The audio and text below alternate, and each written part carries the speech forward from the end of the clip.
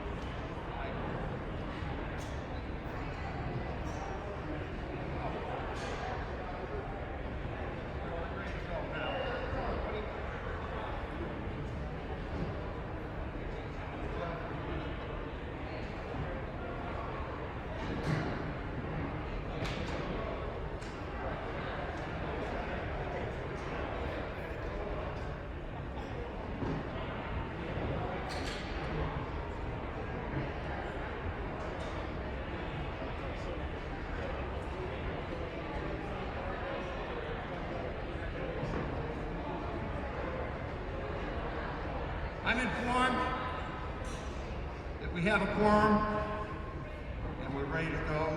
The 385th annual town meeting for the town of Scituate, and we'll begin with a special meeting. Begin by pledge of allegiance.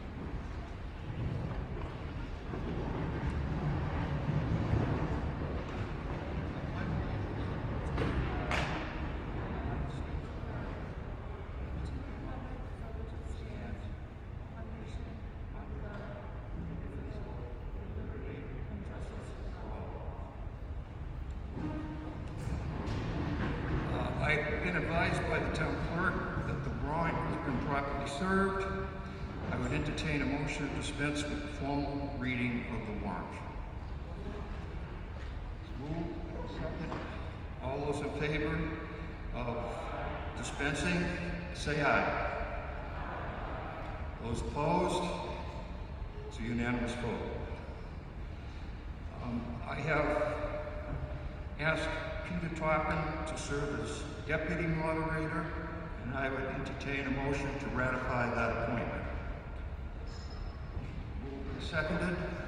All those in favor say aye. Those opposed? I'd just like to say that Peter has been willing to do this, serve as deputy moderator since 1995. And in 46 years, he's attended all but 1 or 2 annual town meetings. So let's show Peter our appreciation for his willingness.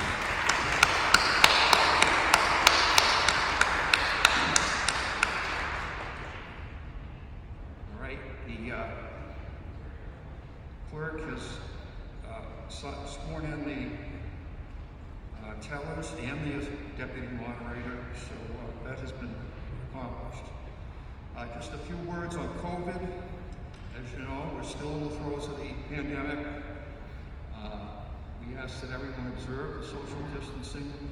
Chairs you're sitting in here today are the ones that are used by the students at school to maintain distancing.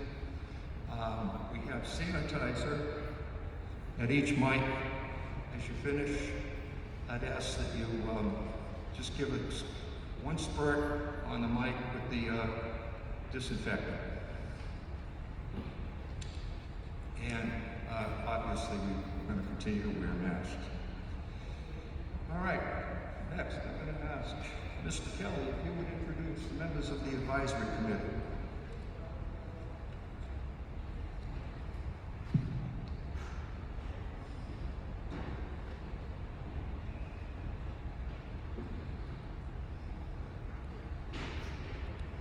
Good evening. My name is Barry Kelly, and I'm chairperson of the advisory committee.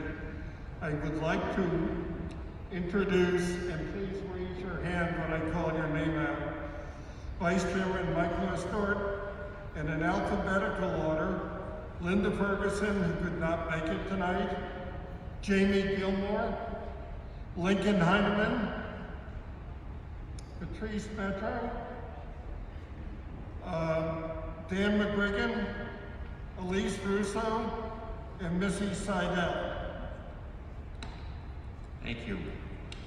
Next, I'd ask Karen Canfield, the chair of the Board of Selectmen, to introduce her board and people sitting in the front row. Thank you. Thank you, Mr. Moderator. That's great.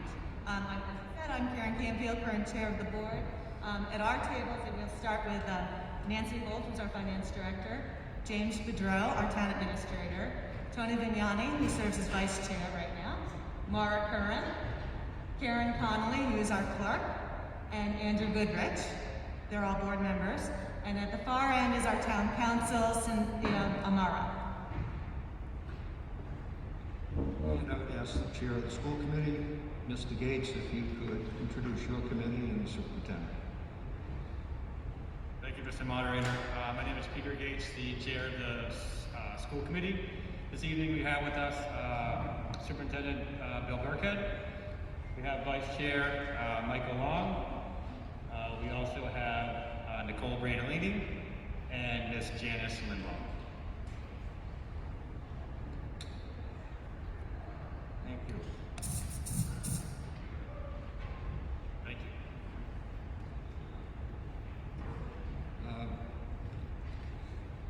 At this time, we would like to take a minute to remember those who have served the town and who have passed away since our last getting together. They would be Shirley West, she's worked for the schools, Bernice Brown, the former town clerk, assistant town clerk, Peter Levitt, assistant harbor master, assistant shellfish constable, community preservation committee, historical commission, marine park committee, and election worker. James Goddard, Planning Board. Michael Clark is on the Capital Planning Committee and Conservation. Let's take a minute to remember those who have passed.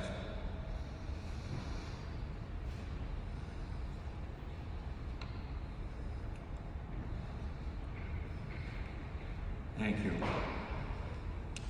My name is Jim Toomey. I'm the town moderator. It's my job to chair the meeting and decide questions of order. I don't vote on articles, and I'd like to just take a couple of minutes to talk about the process we'll follow for the meeting. Town of Scituate has two government branches. One is the executive branch, represented here by the school committee and the board of selectmen.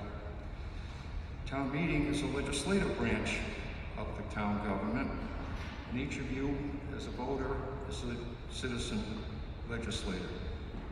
The executive branch boards, whose members are our guests today, have made requests asking for your approval. These requests take the form of articles on the warrant, and the purpose of this meeting is to allow you, citizen legislators, to review these executive branch requests. You are within your rights to question the executive branch and then to act on these requests as you see fit. This is your meeting. You each have a very important friend in this work, and that is the advisory committee. By statute, the advisory committee reviews every warrant article, spends time meeting with the department heads, anyone involved. They do a thorough review of each article and then make recommendations to the town. You'll see with each article, I'll ask for the advisory committee recommendations. They put a lot of time and effort, very thorough, and pay close recommendation to their comments because they're as well informed on any of these issues as anyone in this room. Okay, as we move along, we have to follow certain procedural rules, and I'll try and summarize those quickly. All non-voters, except professional consultants advising town boards, must sit in the non-voter section in the bleacher. Speakers must confine their remarks to the motion that's on the floor, address only the issue that is before you in a particular warrant article, do not indulge in personal discussion or in discussion of personalities or attacks on the motive of any member. You may ask questions of any town official through me. Be advised that the town official may choose to respond, not to respond, or may not give you the answer that you're looking for. In any event, we do not have the power to compel an answer, and you have to draw your own conclusions from the quality of the response and vote accordingly. Should you tire of a debate, you may move a motion. I move the question. If you want to make a motion to move the question, understand you can't do that after making a speech. You don't allow someone to come up and try and get the last word in and then cut off debate by anyone else. So the move the question motion is one that's made separate from any other speeches. A point of order is a chance for someone to question procedure. If you don't understand the process, you have a question about how to amend a vote, that would be the time to stand and ask for a point of order. There are no points of information. A question about an article can be raised only during the debate on that article. On voice votes, I will listen to whether a motion passes or fails. If you question my call, 7 or more voters can rise, and in that case, we will take a teller-counted vote. Tellers will count only those in the bleachers or floor seating sections. A person standing will not be, away from the seating will not be counted. Our bylaws allows the moderator to declare a vote as being by a 2/3 majority. If that declaration is questioned by 7 voters rising, we will take account. The acoustics in this room are bad. I think they're a little worse with the setup we have tonight. So we'll do our best to hear and understand everybody. Lastly, please silence your cell phones. And there is a wireless microphone available if someone needs it. Raise their hand from their seat and we'll get the wireless microphone to them. I think that the one other item is, as you leave the meeting, if you have any bottles, papers, so forth, please take them with you as you leave. Okay. At this point, I understand that our Congressman Stephen Lynch is here. He's asked to say a few words. So Congressman Lynch, coming up. And while he's doing that, I'd also like to recognize Representative Kearney, who's sitting back in the bleachers. Thank you for coming.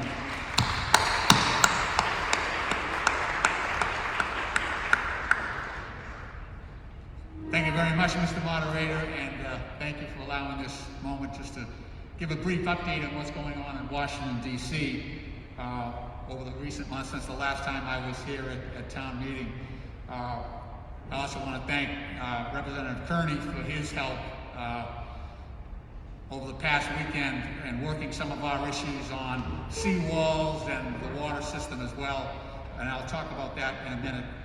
I also want to thank Jim Boudreau, town administrator, who was, everybody's got masks on, so I can't see there he is, yeah, who was also very helpful the other morning.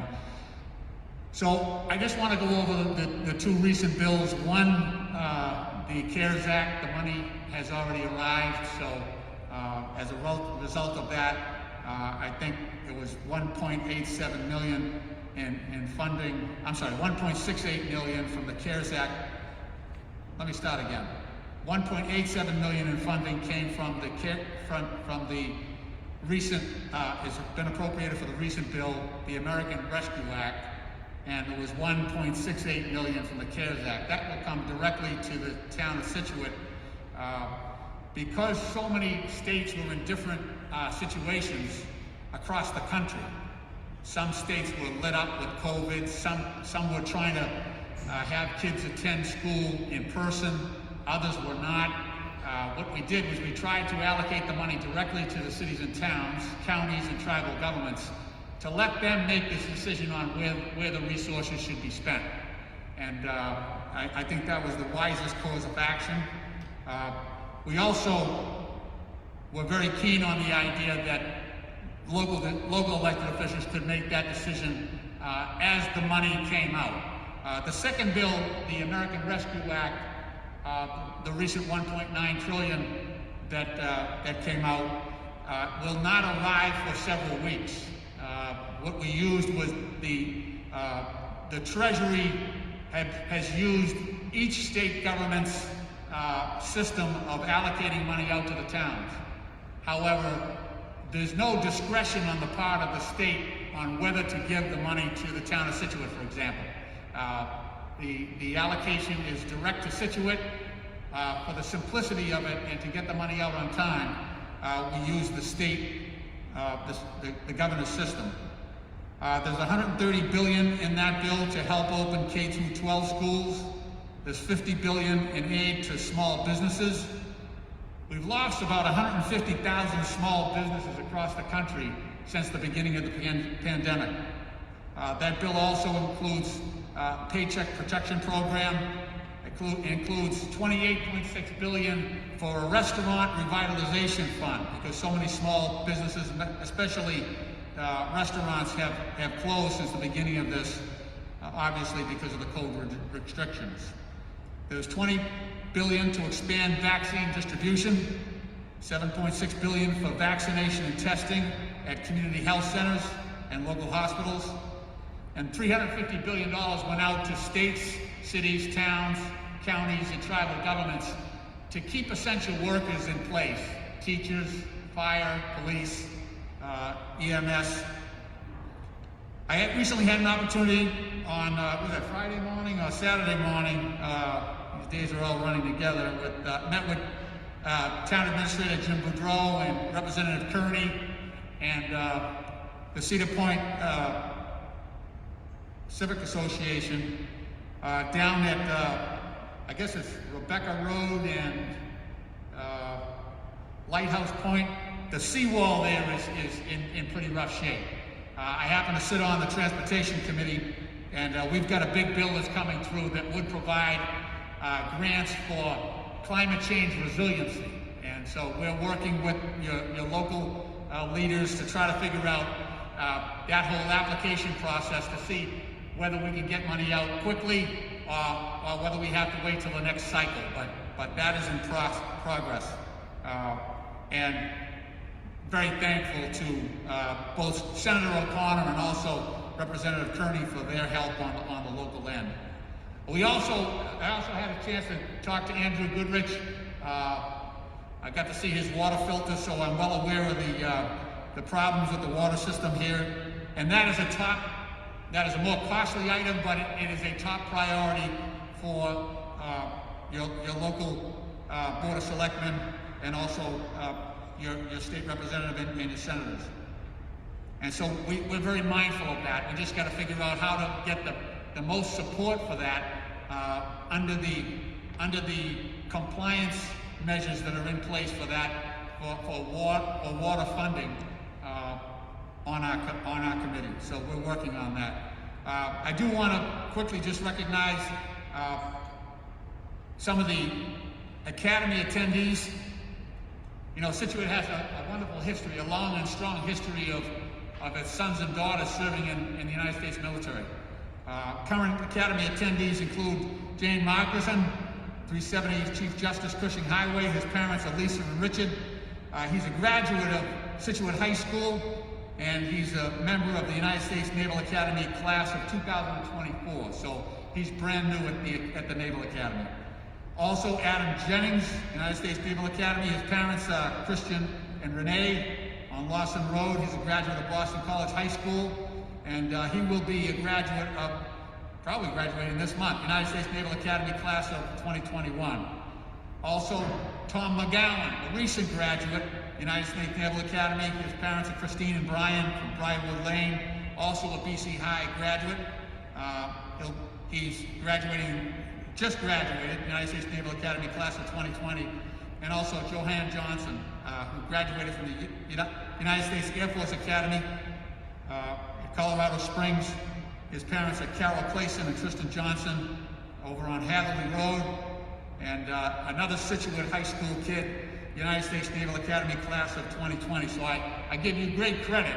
It's a very competitive system, and to have this many young men and women come from Scituate and succeed in the United States military academies is a real credit to the school system here and also the town itself. So my congratulations to those families and to the town.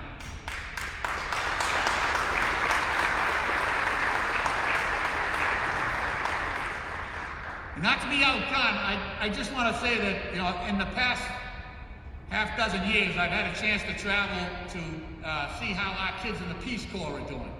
You know, South and Central America, Africa.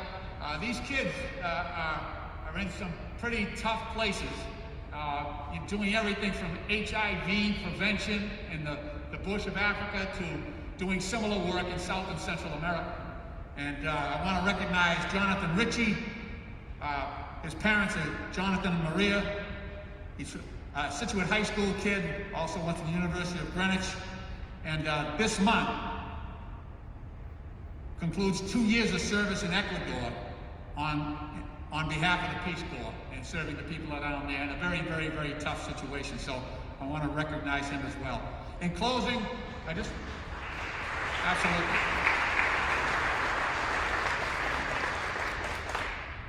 In closing, I want to thank you for being involved in town meeting. Scituate is a shining example of what's best about America. You're very involved with take care of your seniors, you take care of your veterans, you're intensely invested in the future of your children, and that's what makes America great. So it's a singular honor for me to represent you in the United States Congress. I'm thankful for your kindness and your courtesy tonight. May God bless the town of Scituate. May God bless the United States of America. Thank you.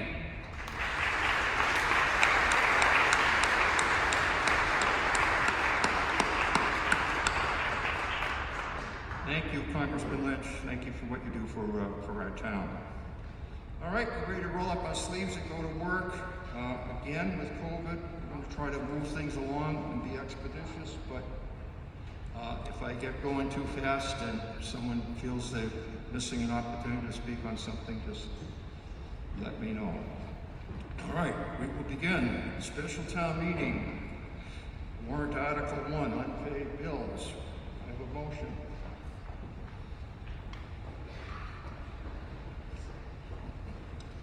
Spaced out, it takes longer. Let's get ready.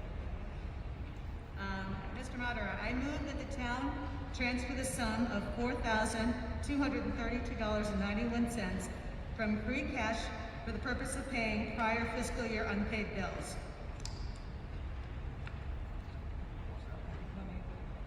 Recommendation from advisory. Do you want to be moderator?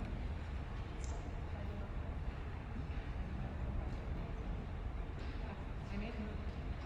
We have a second for the motion. I'm sorry. We have a second.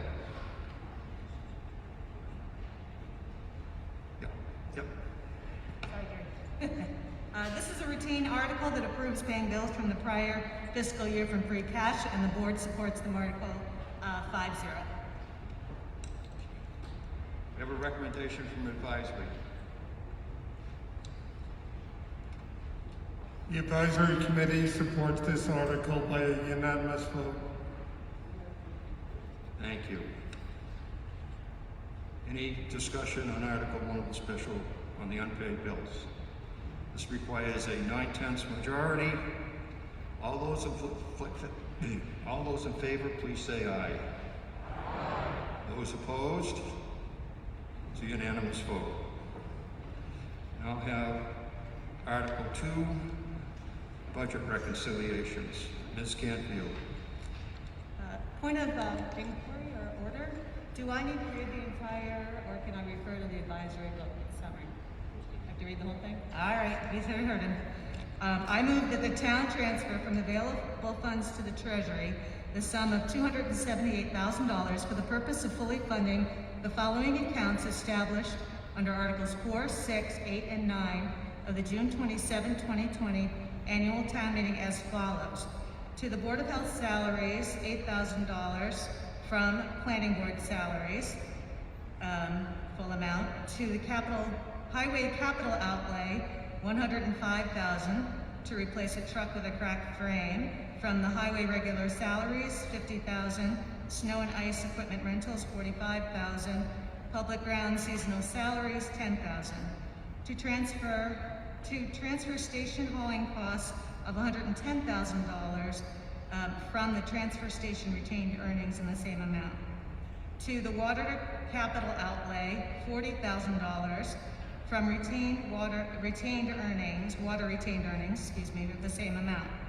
To Widows Walk technical services, $15,000 from Widows Walk retained earnings in the amount of $15,000.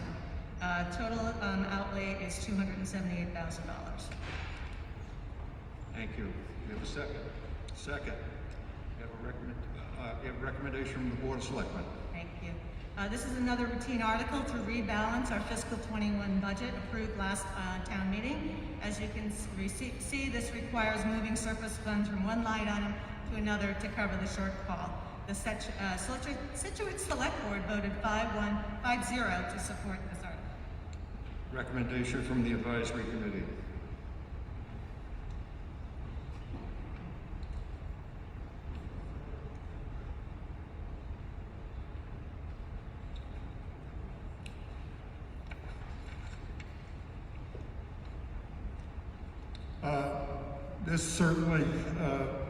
This Article 2 is a result of good hiring practices and getting social services director on earlier, replacing a couple of trucks, one of which was a sander, the other one was in an accident.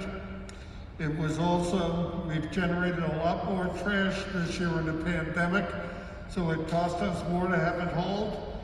And we played a lot more golf at Widow's Walk, so we had to pay a lot more credit card processing fees. The advisory committee considered all of these items and voted unanimously in favor. Thank you. We have a motion, we have a second. This requires a majority vote. All those in favor say aye. Aye. Those opposed? It's a unanimous vote in favor. Let me ask, does anyone else have a difficulty hearing? Okay, good. I'm not sure if it's the masks or not getting close enough to the mics, but I'm having difficulty, and I see from the looks of faces that I see the same. So I think what we'll do is we'll ask the speakers to take off their masks. We'll make sure we spray the microphone. Hopefully that'll make it better, because it's I don't know whether it's just changing the setup of the room or what, but the feedback is just tough. Yeah, go ahead. Okay, now we're in Article 3, COVID-related deficits. Chairperson Canfield. And I'll try to articulate. I move the town transfer the sum of $103,000 from free cash for the purpose of paying COVID-19 related costs. A second. This article would provide funding for unexpected COVID-19 expenses that were incurred this year but have not yet been reimbursed by the CARES Act that the Congressman mentioned. It is anticipated that this funding will be received in the coming year. The Select Board supported this article 5-0. Thank you. Advisory Committee recommendation.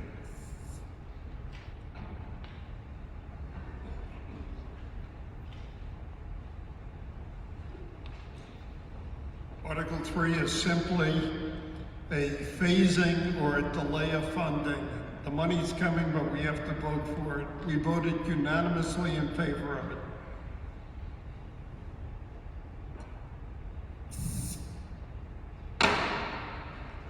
Thank you. All right, we'll take a vote on this. This requires a majority vote. All those in favor say aye. Aye. Opposed? It's a unanimous vote.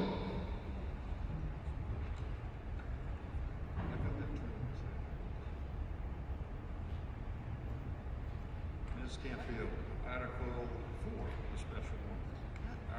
Town meeting. Community Preservation Act. All right, another long one. This is Article 4. I move that the town hear and act on recommendations from the Community Preservation Committee, CPC, to appropriate the sums of money as indicated below. Appropriations for this items below are to be appropriated from the Community Preservation Undesignated Funds. $36,075 from Community Preservation Fund balance to be reserved for the creation and support of community housing consistent with the Act. Fiscal year 21 previously voted set-asides which were insufficient to meet 10% requirement due to the additional state match being received. Number 2, $36,075 from Community Preservation Fund to reserve for acquisition and preservation of historic resources consistent with the Act. Fiscal 21 previously voted set aside was insufficient to meet the 10% requirement due to the additional state match being received. Number 3, $36,075 from Community Preservation Fund balance to be reserved for the acquisition and preservation of open space consistent with the Act. Fiscal 21 previously voted set aside was insufficient and to meet the 10% requirement due for the additional state match received.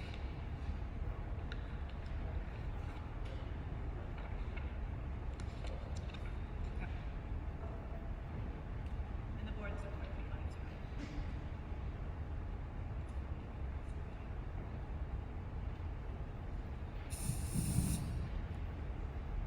order to move this meeting along, the advisory committee voted unanimously in favor of Article 4. This comes to a vote. All those in favor say aye. Opposed? It's a unanimous vote. And that concludes the special town meeting. I'll have a motion to dissolve the special town meeting. So move. Second. All those in favor say aye. Those opposed? It's a unanimous vote. Okay, now we're going to move to the consent agenda. The consent agenda has been used in the last 3 or 4 years to deal articles that seem not to be controversial and can likely be dealt with without debate. These articles are put on the consent agenda to allow motions to be acted upon on all of the articles at one time, because this means taking articles out of order, and because some of these articles require it, this will require a 2/3 vote for passage of the consent agenda. The way we will do this is I will go through and I will read the number and the subject matter of each of the articles that's been proposed for the consent agenda. If anyone feels that an article should be removed for discussion or a separate vote, please speak out loudly. Hold. That item will be removed from the consent agenda. We will go on with the rest of the items in the consent agenda, and the articles that are held will go in the normal order as we go through the warrant. So with that, I'm going to go through each of the articles. If you want one held, please say so. Article 1, compensation of elected officials. Article 2, the reports of boards and committees. Article 5, water enterprise fund budget. Article 6, golf course enterprise budget. Article 7, wastewater enterprise fund budget. Article 8, transfer station enterprise budget. Article 9, water enterprise fund budget. Article 10, stabilization fund excess levy capacity. Article 11, revolving fund limits. Article 13, reconciliations for the community preservation funds. Article 15, Mass General Laws, Chapter 91, liability. Article 16, acceptance by local option of the statute for voluntary checkoff of property tax and motor vehicle excise tax bills for Veterans Assistance Fund.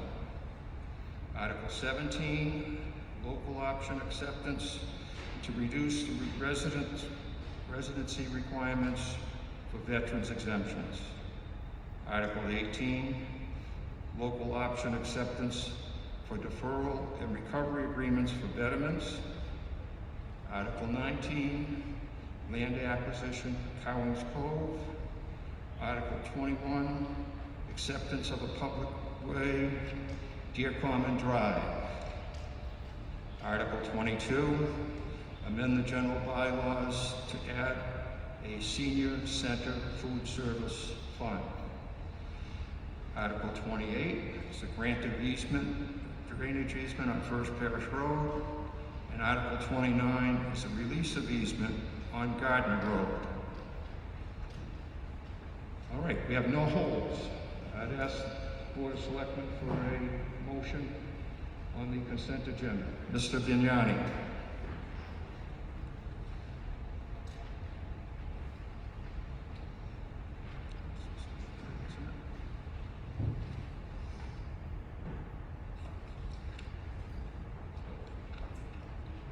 Chairperson Canfield. So on the consent motion agenda, I move that the town vote to take Articles 1, 2, do I need to read the titles? Yeah. All right. Article 1, compensation of elected officials. 2, reports on boards and committees. 5, waterways enterprise fund budget. 6, golf course enterprise fund budget. 7, wastewater enterprise fund budget. 8, transfer station enterprise budget. 9, water enterprise fund budget. 10, stabilization fund excess levy capacity. 11, revolving funds limits. 13, community preservation reconciliation. 15, Mass General Law, Chapter 91 liability. 16, local option acceptance of a voluntary checkoff for property tax and motor vehicle excise tax bills for Veterans Assistance Fund. 17, local option acceptance of reducing residency requirements for veterans exemptions. 18, local option acceptance of deferral and recovery agreements for veterans. 19, land acquisitions at Cowings Cove. And 21, acceptance of public way, Deer Common. Want our vote? And ask that they be taken, we're going to finish. I think we just asked for the Board of Selectmen unanimously voted to support the consent agenda motion. Okay. We have a recommendation from advisory. We have a second. Second on the motion. Recommendation from the advisory committee. Mr. Kelly.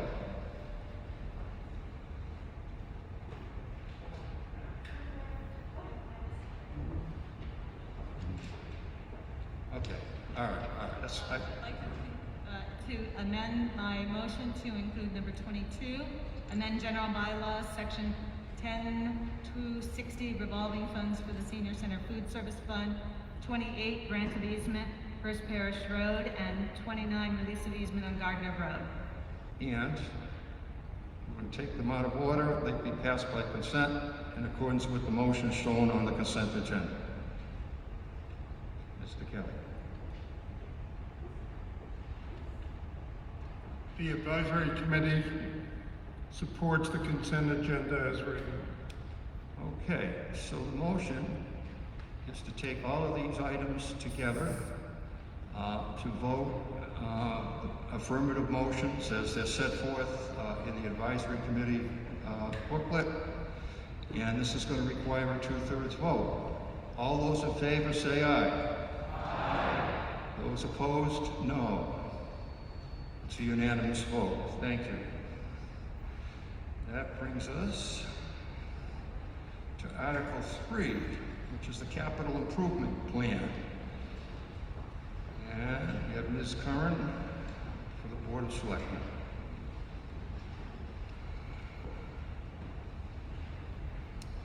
Good evening. I move that the town appropriate $15,857,132 for the purpose of funding the costs of the fiscal year 2022 capital improvement plan submitted in accordance with section 6-6 of the Scituate Town Charter as printed in the warrant, and to fund such appropriation in the following manner. To raise and appropriate $138,000. To transfer from the following: from free cash, $2,062,991.67. From the general fund reserve premiums, $14,334.19. From the water enterprise retained earnings, $156,979.87. From the water reserve premiums, $32,926.45. From the sewer enterprise retained earnings, $229,625.06. From the sewer reserve premiums, $374.94. From our waterways retained earnings, $245,477.02. From the waterways reserve premiums, $1,422.98. From the recreation revolving fund, $52,315. From the school paintings special town meeting of April 2015, Article 10, $24,165.17. From the Cushing and High School Field Wells special town meeting October 2016, Article 4, $35,077.41. From the Hatherley Cushing Modulars annual town meeting April 2017, Article 31, $10,404.38. From the Design High School Locker Rooms Annual Town Meeting, April 2018, Article 3X, $2,766. From the School Technology Annual Town Meeting, April 2019, Article 3J, $538.18. From Wampatuck Fire Doors Annual Town Meeting, April 2019, Article 3M, $9,540. From the Roll-Off Container Truck Annual Town Meeting, April 2016, Article 4X, $5,000. From prior year unpaid bills, Special Town Meeting, November 2018, Article 1, $830. Scituate Annual Town Meeting, April 2016, Article 4T, $72,576.61. From the Design Water Plant Filter Expansion Annual Town Meeting, April 2016, Article 4S, $45,500. From the Creelman Tank Valve Replacement Annual Town Meeting, April 2018, Article 3MM, $1,661.48. Chemical Feed Tanks Annual Town Meeting, April 2018, Article 3NN, $47,135.74. From the Pressure Reducing Valve Annual Town Meeting, April 2009, Article 4H, $851.51. From the Standpipe Repair and Maintenance, Article April 2014, Article 5W, $18,067.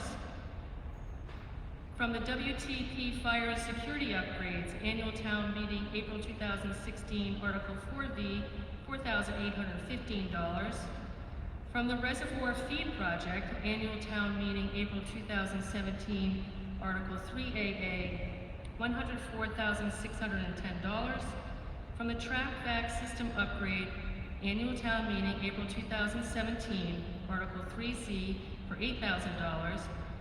From the replacement of 2005 Chevy Pickup number 34, Annual Town Meeting, June 2020, Article 3HH for $2,434.79. From the new 2500 4x4 Pickup, Annual Town Meeting, June 20th, Article 3JJ for $4,441.55.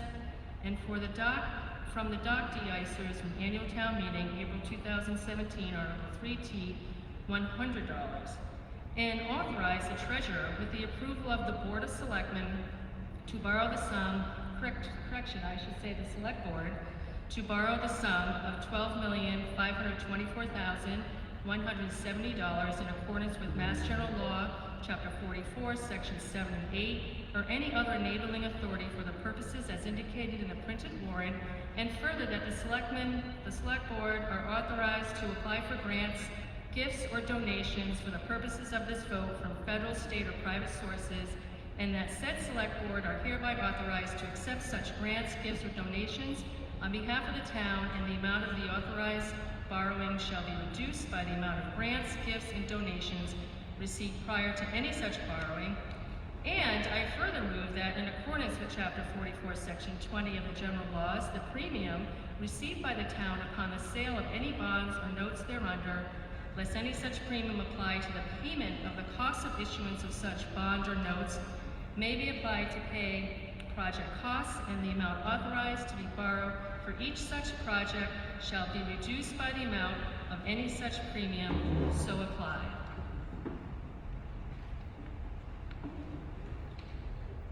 And that would be for the projects listed in the advisory committee report. Is that correct? That the purpose of the transfers will be for the projects listed in items A through double C on the Yes, correct. on the warrant. Yes, correct. Okay. We have a motion. We have a second. We have a second. Ms. Curran. Thank you, Mr. Moderator. As you can see, I think we found just about every available penny from past annual town meetings and special town meetings to support this. So thank you to Nancy and the finance team for really uncovering everything. A lot of great work. And before I begin to review the article, I think I would really be remiss not to thank the Capital Planning Committee this year. It was a tough year to get together and review different projects. And as Moderator Toomey said earlier, we did lose a member of the Capital Planning Committee, Mike Clark, to cancer, and I wanted to extend the board's condolences to the family and his friends, and really thank him for his dedication to Scituate for serving on that board. So this year's capital plan of $15.8 million is the culmination of an extensive annual process to assess our town's capital expense needs on a 5-year rolling basis. It begins with the department levels with requests submitted to the TA and finance team, who evaluate their final submission based on a consistent rating system. This system considers the same criteria year over year, which include, is the capital cost relative to other capital requests? Is the impact of the project on town operating and personnel levels? How does the project require a town appropriation? And are there other matching funds from other state or federal agencies or grants available? What is the impact of the project on our tax or fee revenue? And will any such external funding be lost should the project be delayed any further? This year's initial requests that came from the departments included over $236 million being placed into the review funnel, which included some very large projects that we need to consider down the road, which is a new elementary school for approximately $85 million and a new water treatment plant for $40 million. So I just want you to know what we have in front of us in the next 5 to 10 years. This year is also the first year that we are including projects identified through the 2020 Townwide Facility Study Plan that addresses needs in more than 20 municipal buildings. Upon review, the TA and finance team submitted this proposal before you of $15.8 million worth of requests to address some of the most urgent needs in 2022. The funding for these projects, as you see, will come from a variety of sources outlined in the motion. In summary, the larger components for water and sewer will be paid through borrowing supported by enterprise fund receipts. Overall borrowing will pay for 78% of the capital cost before you, with the balance coming from a variety of retained earnings, free cash, monies from unspent past articles, and the tax levy, just to name a few, as you saw. At this time, I just wanted to call your attention to some of the larger buckets. As we mentioned, we continue to prioritize improvements to our water and sewer infrastructure. As you will see that approximately $12 million, roughly 80% of the total request before you, is designated for water and sewer repairs, replacement, or improvements. You will see $4.9 million requested to continue to address our I&I issues that currently exist throughout our sewer system. We are currently completing a very large problem at the Cedar Point as we currently sit here now, as you know, and the $4.9 million in tonight's article is to expand to the next most critical area, which is on Oceanside Drive. Fixing these leaky pipes will increase our sewer capacity at the treatment plant, as we will be able to reduce the amount of rain and seawater that permeates these pipes and ultimately ends up in the sewer treatment plant, which obviously is currently prohibiting us from sewer expansion. We are also requesting $3.9 million to complete the construction on the Dolan Field well to increase our water supply by bringing on a new water source, and $2.7 million to build a new water tower. We are also beginning the construction of a much-needed new clubhouse at Widows Walk this summer, as approved at the 2020 annual town meeting. Included in that construction contract, there is $700,000 that is designated to do a full replacement and repavement of the parking lot. Widows Walk continues to thrive, and the board really supports this investment. And there is also $600,000 in school repairs, including placing flooring at the high school, continuing to support the purchase of new technology, which changes daily, and the repaving of the Wampatuck School parking lot. The board voted unanimously in favor of this article and recommends approval of this motion. Thank you. From the advisory committee, Ms. Russo.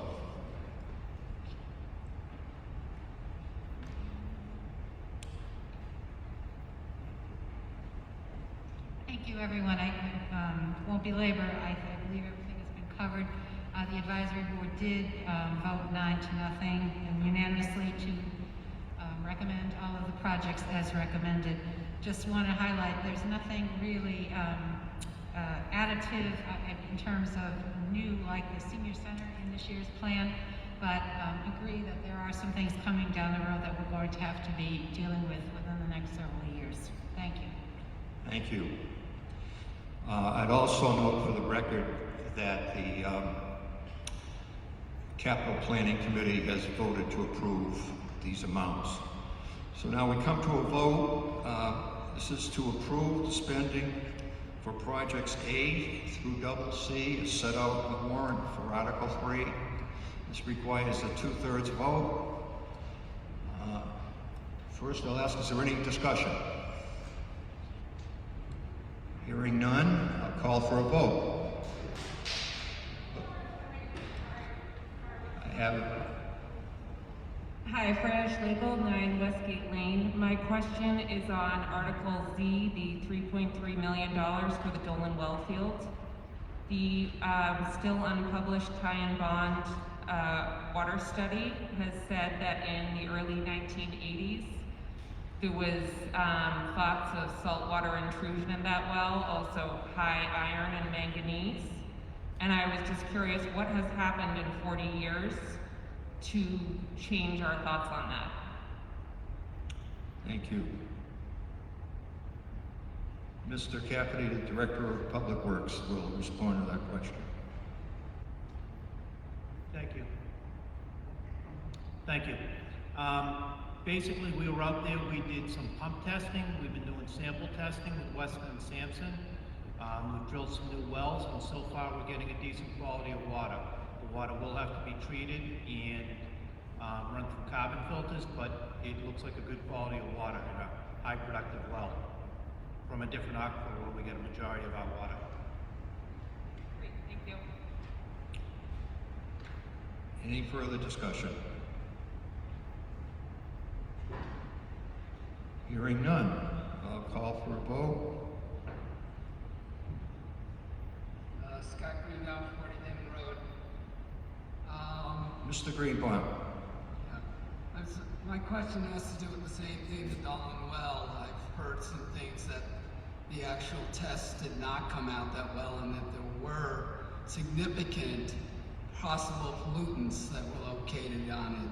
And I'm just curious, besides carbon filtering, what other potential things that we should know about before we approve the actual capital expenditure? Mr. Cafferty.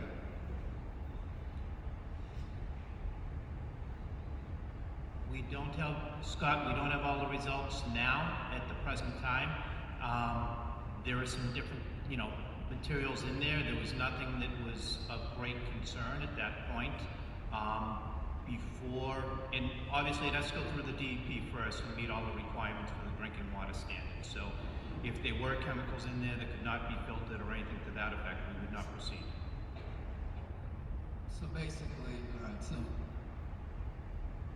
we're just trying to get ahead of the game if we get approval, so that we're ready to go. Go ahead. So we're in the process now. We've done the pump test. We've actually done the pump test twice. We did the first section of pump tests in the lab that was handling them, became hacked, so it wasn't officially transferred to the DEP, so we had to go out there and redo another round of testing. My understanding is the testing was coming out positive. They gave us some high results and some good water quality that was coming out of there. There would have to be some filtration in there as the type of field that would be set up, but that still has to go through the DEP process and everything else. They're getting ready to submit to the DEP, but it would meet all the drinking water requirements before it would load into the system. Thank you. Thanks. Thank you. Any further discussion? Okay, we now come to a vote on the capital plan. This requires a 2/3 vote. All those in favor say aye. Those opposed, no. It's a unanimous vote. That brings us now to Article 4. As Chairman Canfield, are you going to give us a brief financial, Chairman Canfield, give us a brief overview of the financial situation that the board has been dealing with and how they develop the budget in light of that. Thank you.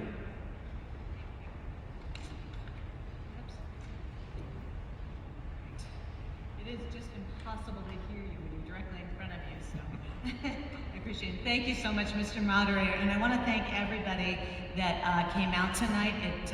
I gotta tell you, it's great to see everybody in person, so welcome.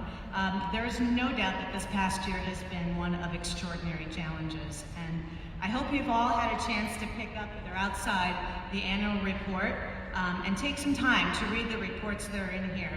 They're from our department heads, and they're from a number, I mean, there's so many people here who serve on committees and boards on behalf of the town. And when you do, it's gonna be very clear that the pandemic, while it may have thrown a wrench in some of the ways that we get things done in Scituate, it by no means stood in the way of innovation, determination, and commitment to our community.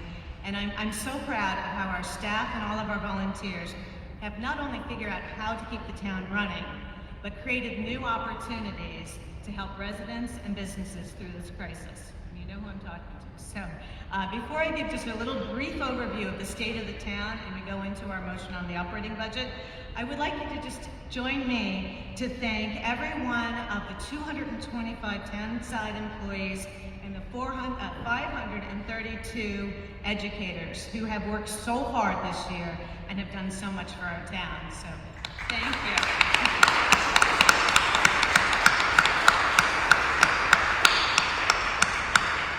So the good news is that the town remains, despite everything, in very strong financial and fiscal and organizational strength. And that's the work of a lot of our team. And we've been very fortunate to have Mr. Jim Bedreau as our town administrator throughout this past year. His experience and his dedication has kept us pointed firmly in the right direction. And I'm happy to report to the community that we also got him signed up for another 3 years. So thank you, Tom.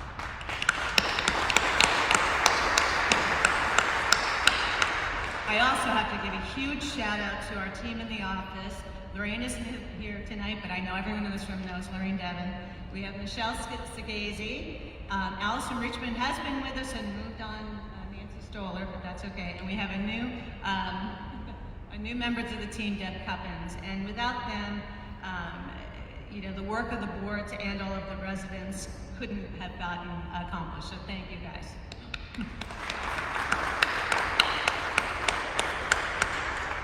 I am amazed, but not at it, at a little bit of surprise, that our financial uncertainty of the pandemic and the extraordinary demands on our finance team to keep COVID-related expenses and accounting have been met and exceeded. So I'd like to also thank our extraordinary director, Nancy Holt.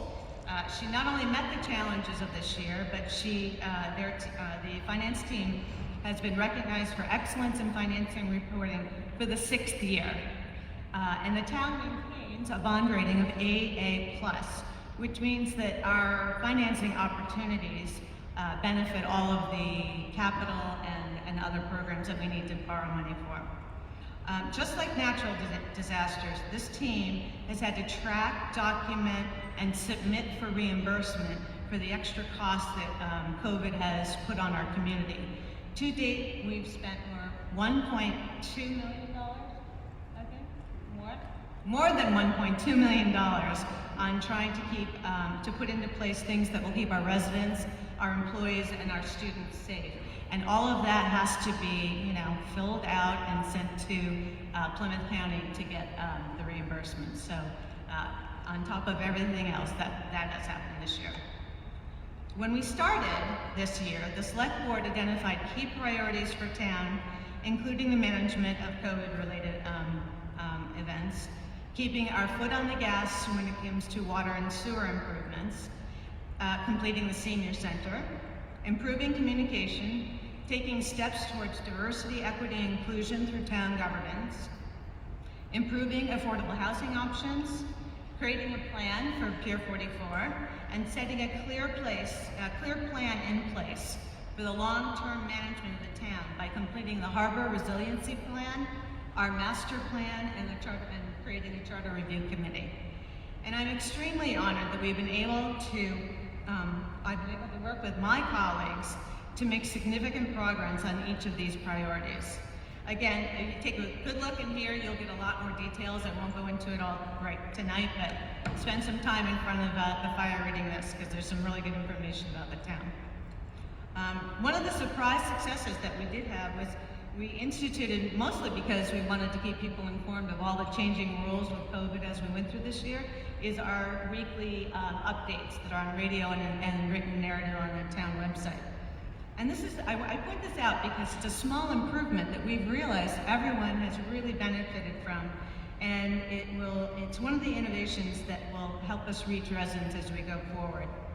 The board is committed to making sure that we learn these lessons from the past year and keep and expand on the unexpected, I hate to say it, the unexpected positive things that have come out of this challenging time. So I thank you all for coming to town meeting tonight. I look forward to a robust discussion about town business, and we all appreciate your participation tonight and in the year ahead. Okay, now we have a motion. We have the motion on Article 4, please. All right, the motion is on Article 4, fiscal year operating budget. I move the town raise and appropriate $84,712,970.36 and transfer from Golf Enterprise Fund $59,263, from Wastewater Enterprise Fund $287,383, from the Water Department's Enterprise Fund $437,581,000, from the Transfer Station Enterprise Fund $155,007, from the Waterway Enterprise Fund $159,148, from Debt Premium Reserve $2,194, from the PEG Access Cable Revolving Fund $271,146, from the Wind Turbine Revolving Fund $100,000, from the Solar Array Revolving Fund $100,000, from the Premium Reserves from the Senior Center $38,363.77, from the Septic Loan Fund $14,400, from the Premiums Reserve for the Public Safety Complex $28.87, and from the Mass School Building Assistance Reserve $53,930, totaling $86,391,415 to the general fund for the purpose of funding personal services and expenses for the town operations as may be necessary for the fiscal year commencing January 1st, 2021. Thank you. We have a second. Have a second? You want to make your the board's recommendation?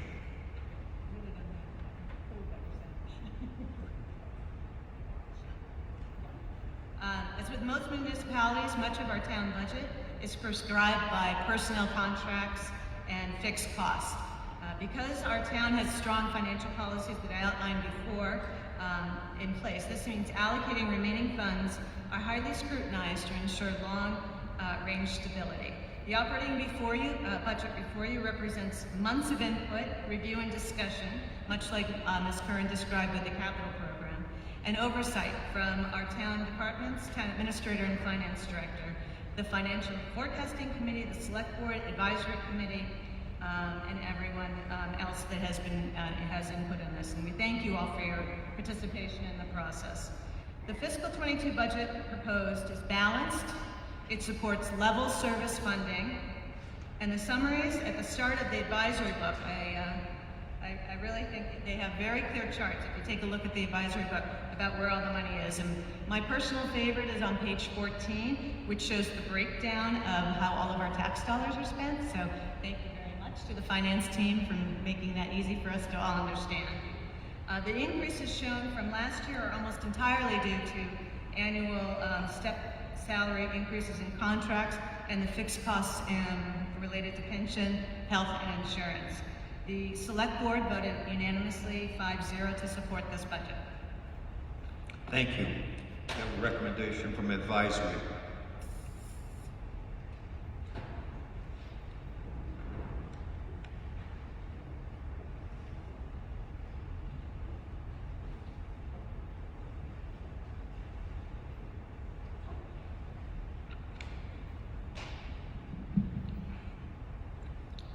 the advisory committee, who I had the privilege of spending virtually my Thursday nights with all winter long, really appreciated the efforts and the diligence of all of the department heads that met with us to explain the budget that you're considering. We could not have done it without the time that these department heads spent, and particularly the town administrator, Jim Boudreau, and the rock star, Nancy Holt, our town finance director. We considered all of this, and we're so impressed that we had a balanced budget that supported level services in a pandemic with uncertain funding from the federal government and uncertain funding from the Commonwealth. The advisory committee expressed concern about the level of funding for the pension fund. As you can see, there was a variance of $548,778 over fiscal year 21. And that's largely the result of an actuarial study, but we really have to, this is a promise that we've made that we have to keep, so we need to get those funding levels up, as is the case with the OPEB, which is retiree health. Having said that, the advisory committee voted unanimously to support the budget as presented. Thank you. Thank you, Mr. Kelly. Now, before we vote on the overall budget, I'm going to go through and I'm going to read each department as we go through. If there is a point someone wants to discuss, please say hold as I get to that department. We'll then pull that item. We'll vote on the remaining items that have not been held, and then we'll go back for discussion of the held items. So with that, we'll go item by item in the operating budget. Board of Selectmen, Town Administrator, Advisory Committee, Reserve Fund, Finance Director, Town Accountant, Assessors, Treasurer Collector, Information Technology, Tax Foreclosures, Cable TV, Town Clerk, Planning and Community Development, Property Liability Insurance, Police, Fire, Combined Public Safety Dispatch, Shellfish, School Committee, South Shore Regional School, Public Works, Facilities, Snow and Ice, Streetlights and Beacons, Board of Health, Council on Aging, Veterans Agent, Commission on Disabilities, Library, Recreation, Beautification, Historical Buildings, Debt and Interest, Plymouth County Retirement, Workers' Compensation, Unemployment Insurance, Contributory Group Insurance, Federal Taxes. No items being held. We're prepared to move to a vote. This will require a majority vote. Motion is to approve the operating budget as set out in the warrant. All those in favor say aye. Aye. Those opposed say no. It's a unanimous vote.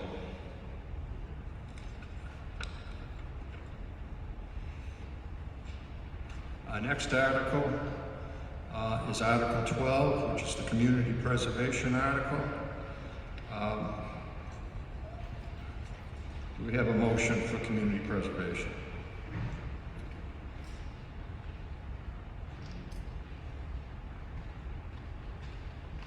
Good evening. I move that the town hear and act on recommendations from the Community Preservation Committee on the fiscal year 2022 community preservation budget and pursuant to MGL Chapter 44B to appropriate and/or reserve the sums of money as indicated below. 1, to meet the administrative expenses and all other necessary and proper expenses of the CPC for the fiscal year 2022. For the acquisition, creation, preservation of open space, for the acquisition, creation, preservation, rehabilitation, and restoration of land for recreational use, for the acquisition, preservation, rehabilitation, and restoration of historic resources, and for the creation, acquisition, preservation, and support of community housing.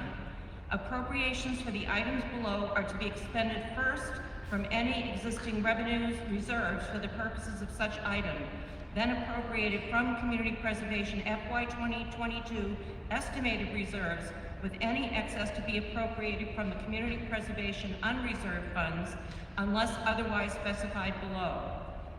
All such sums appropriated further to be expended subject to all of the terms and conditions of the applications regarding such projects filed with the CPC and the votes of the CPC regarding approval of such items.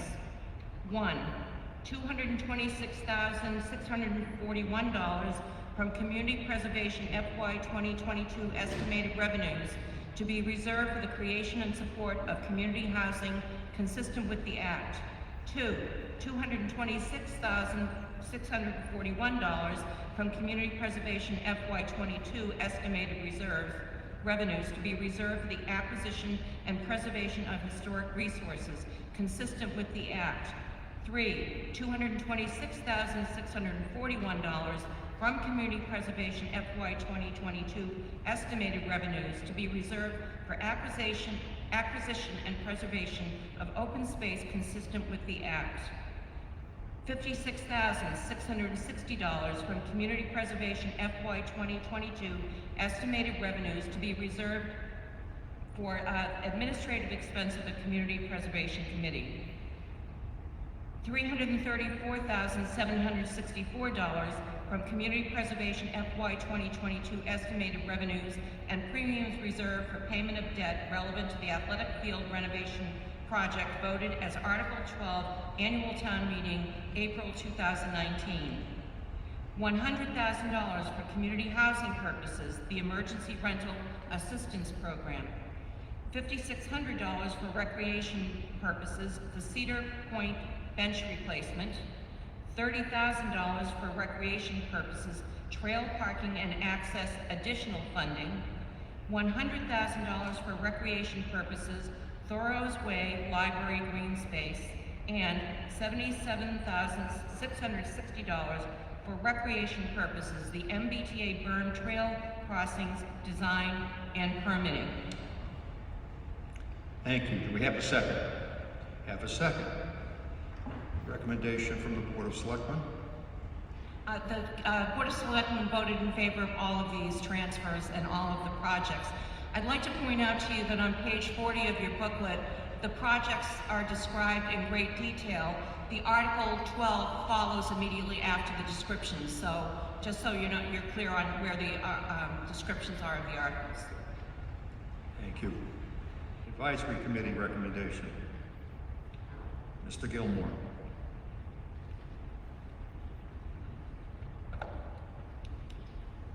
Your advisory committee voted, I believe 8-1 for this.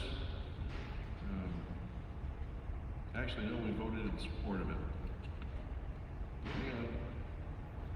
In 8-1. I think there was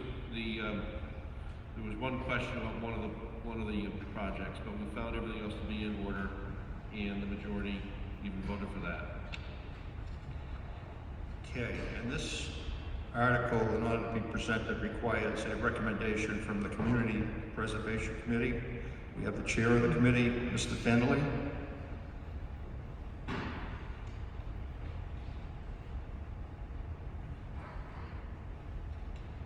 here just to take any questions you have on the projects we had. We had about 10 different projects this year. Several were withdrawn and we denied a couple. I think the two of the projects in particular I'm happy with.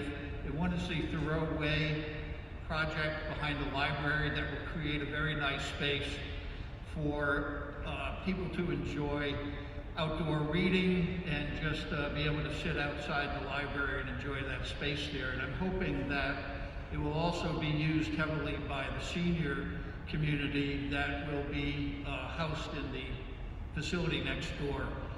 We also approved a request to design a pathway on the berm that the MBTA built several years ago that would create a path going from, I'll call it the Dunkin' Donuts parking lot, in a circle around back down the Driftway to the Dunkin' Donuts parking lot. And I think that'll be a very nice walking path and recreation path that has a beautiful view of the marshes there. And it's really the first project that we've had in a long time to be able to do something for the Greenbush neighborhood. And I think that's an important aspect of what we're trying to do with this project. So any other questions? Okay, gentlemen, this would be the time for discussion.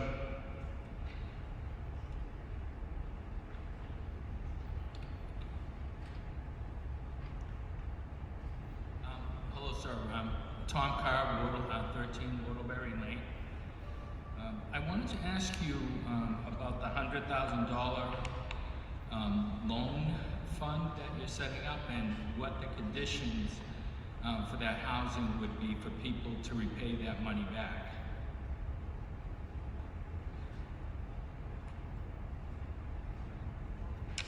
Okay, yes. This is for the COVID assistance for the Housing Authority. Right now, they're looking at a partnership with the Mass Housing Partnership and Neighborhood Works out of the state. There's about 80 other towns that are participating in the same thing, and it's going to be administered by them as well as the Housing Authority in Scituate.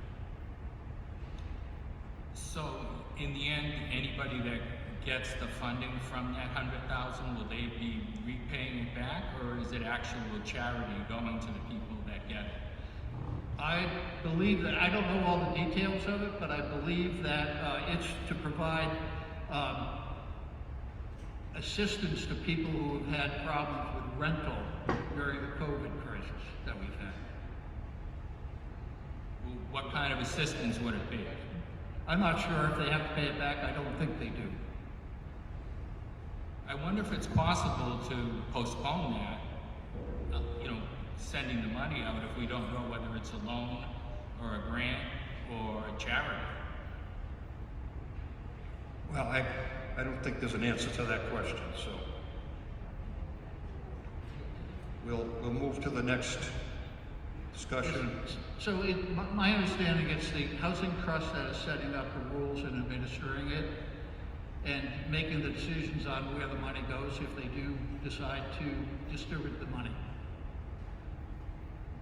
So I'd like to make a motion then that we don't vote on this, sending this money until we know whether it's going to be paid back into the fund or whether it's just going to be given out as charity to people as a result of an analysis by the Mass Housing Association, as you discussssed. Yeah, I'm not sure I can answer your question fully, but if we could talk afterwards, I can get the answer for you. Yeah, I'm All right, hold on. I'm not sure we should vote until we know. Hold on. I think Ms. Curran may be able to supply you some information that's helpful. I understand you've made a motion to pull this out and hold back on this. So see if Ms. Curran can supply you any information first, then we'll take care of your motion. Sounds very good. Thank you very much, Mr. Moderator. Mark?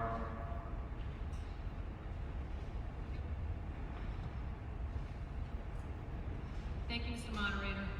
Tom, this is a result of the Affordable Housing Trust requesting an additional $100,000 to help renters in Scituate who are having difficulty paying their rent.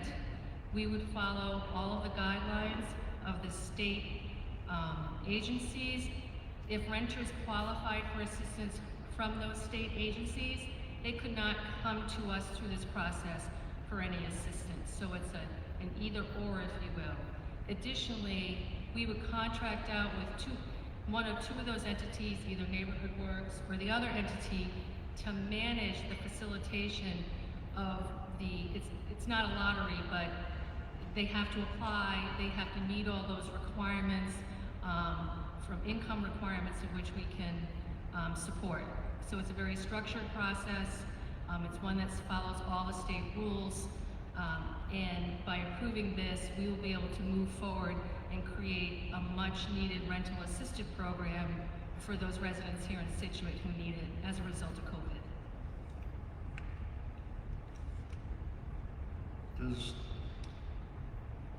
So, in the end, it's actually not a loan, but a grant. Correct. It's not a loan. It's for your purposes of grant, yes. Okay, thanks for clarifying that. You're welcome. All right. With that clarification, sir, do you still have a motion? So based on that clarification, I'd withdraw my motion. Thank you. That's great, thank you. Is there further discussion on the 10 items for the Community Preservation Committee?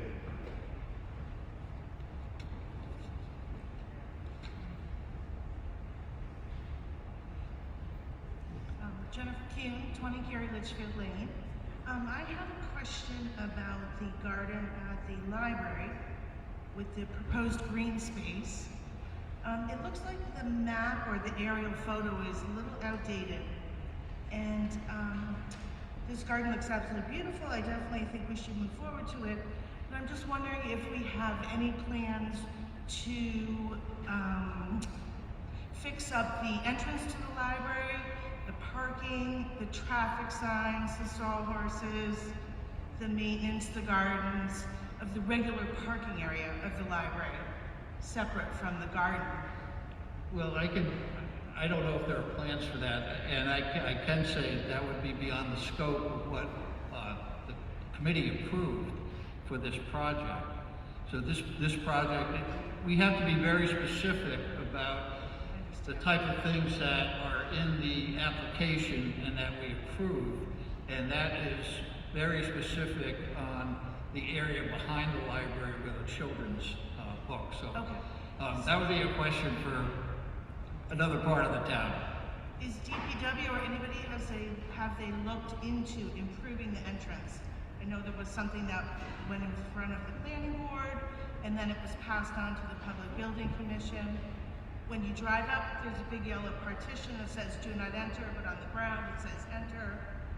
So there's a lot of discrepancy with signs and stuff. I just asked that somebody look at that and maybe make some improvements.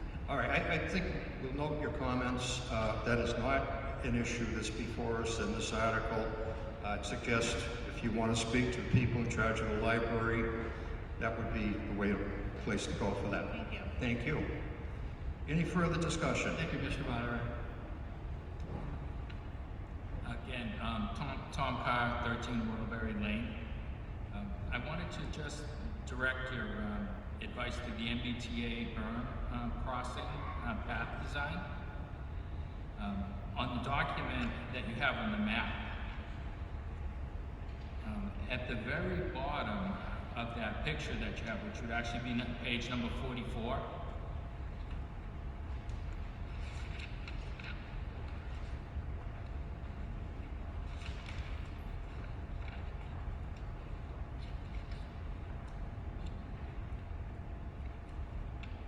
I'm sorry, what, the question on the map? A question on the map. At the very bottom, there's where the blue line ends. The trail ends at the first Herring River, and I was wondering, would you consider studying a bridge at the bottom going over the First Herring River, which would connect to another part of the rail trail. Are you talking about a third bridge in addition to the two bridges? Yeah, would you consider a third bridge going across on the section of the original rail bed that goes all the way down to the North River? Okay, down there. Yes, no, this, that would be, again, beyond the scope of this project. So this project was to connect the berm, which is where the red part of the, on the diagram of the pathway, is to connect that, which currently has two, I'll call them streams that go through, that are pretty much unpassable, certainly at high tide. So if you wanted to look at another bridge, that would be a totally different project. I wonder why you wouldn't consider it now, since you're working in the same area, which is about less than a quarter mile from where this bridge could be. I'm going to interject here. These projects are proposed. There's a process where a project is put before the Community Preservation Committee, and then they work with the applicant. What you're referring to has not been before the Community Preservation Committee at this point. Might be something you want to present to them down the road, but that's not before us tonight. Okay, thank you. Thank you. Any further discussion? Hearing none. Okay, thank you, Mr. Moderator. Thank you, Mr. Fennelly. Oh. I have a question. I'm curious to hear. My name is Alex Whitmore, 17 Otis Place. Thank you. I'd like to hear from the advisory committee member who dissented on this article, their opinion.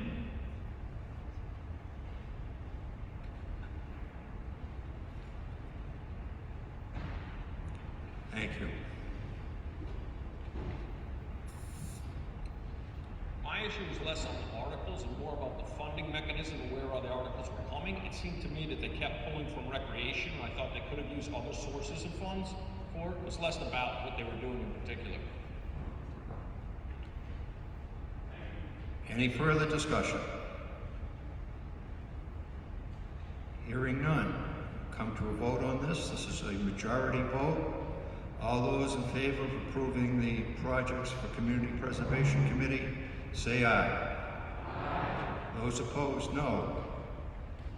It's a unanimous vote. We move next to Article 14. We have a motion from Selectman Goodrich.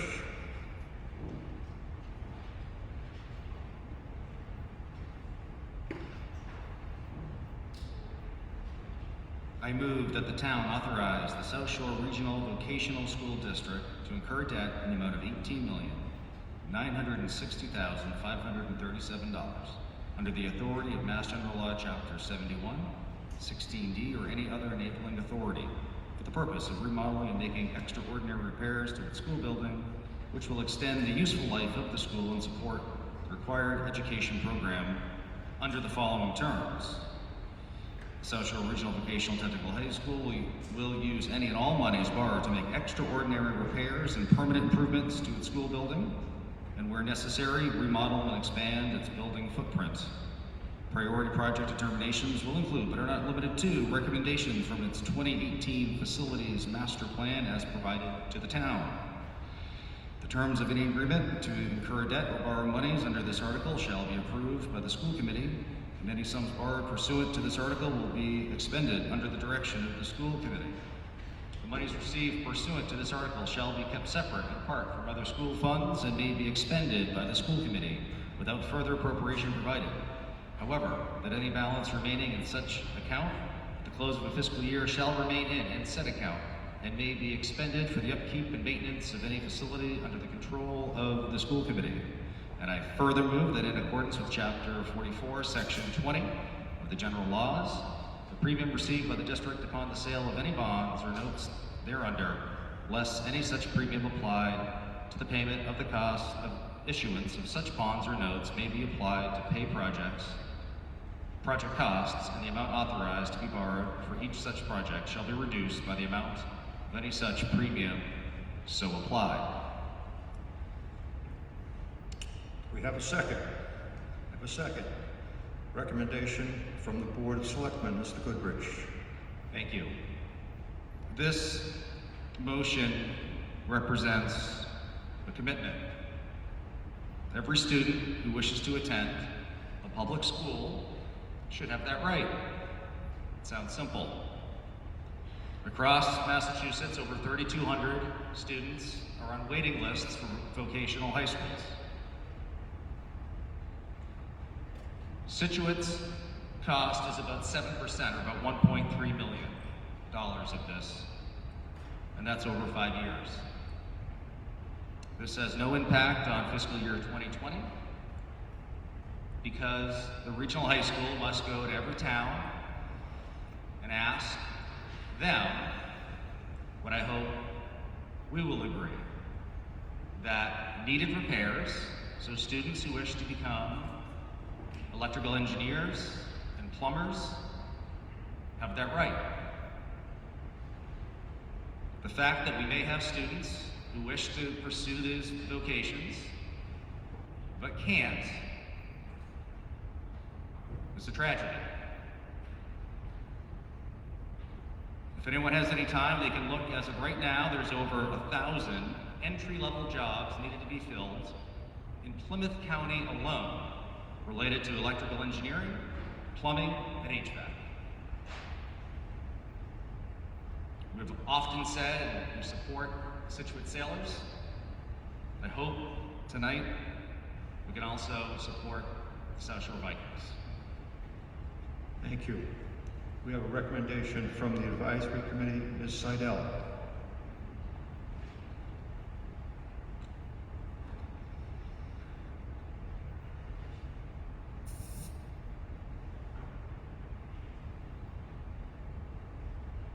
Good evening. The major components of the project are to update the 1962 portions of the school, which include the HVAC system and the roof. And given our advisory's commitment to the VOTEC schools, we felt very much that we voted in favor, a majority in favor of supporting this article, given that our percent is 7%, or about $1.3 million. Thank you. Any discussion? Mr. Westgard.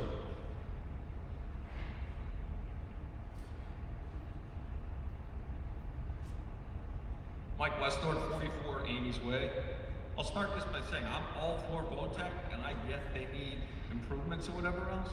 But we've also got to look at it from this perspective. Right now, Scituate is one of 8 members in the group of VOTEC. Of the 8 members, we pay $19,137 per student. The next highest member is at $18,265 a student. So we're paying more per student. Whitman Hanson pays $7,000 less than us. Okay, you're like, all right, maybe it's not that big of a deal. We could not be a member and still pay less than we pay now. So out of network is only $18,000, $736 a student. So we're paying more to be a member, and now they're coming back and asking us to pay $1.3 million in debt. And if you look at how they calculated the debt, they took a 3-year rolling average of this population of students. Well, they took 2017, 18, and 19. Scituate had 45 people in 17, 45 in 18, and 31 in 19. Well, if you take the most recent 3 years, it's going to be a lot lower proportionate share. We've only had 31 kids and 30 kids the last 2 years, but we're paying for the 3 years past of 45. So now we're paying more, percentage-wise, for lower kids, paying more than out of pocket. I'm all for the school, and I think it's great, and we need people to have jobs and everything else. But what's the point of this? We get a seat at the table, but it's not doing anything. Like, so why can't we just be an out-of-member school, send them like Cohasset, or not Cohasset, what are the other towns do, and pay less than we do now, and we don't have to pay the $1.3 million. That's my thought. Thank you. Any further discussion? Hearing none. We'll move to a vote on this issue. Yes, sir. Alex Whitmore, 17 Notice Place. I'd like to hear the opinions of the dissenting members of the advisory committee, please. I think you just heard one. Are there others?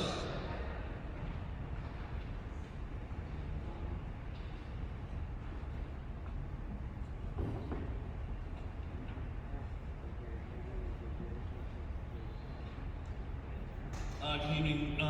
To be brief, I pretty much echo Mr. Westhart's statements that I think the Scituate's being treated unfairly in the allocation of paying into this program.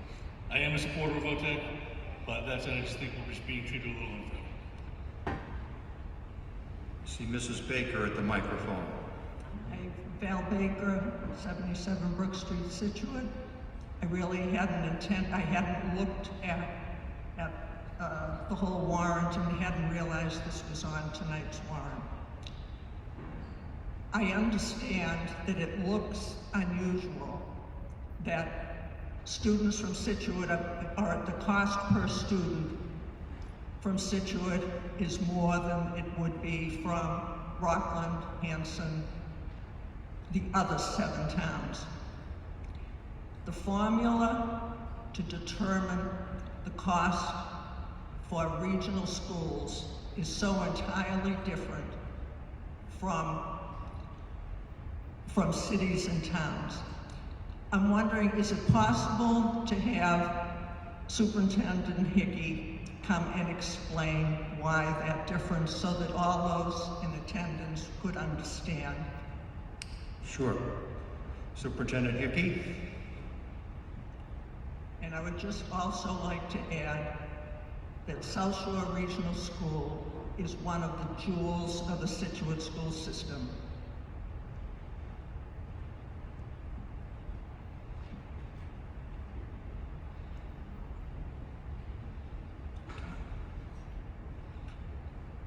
If you can introduce yourself.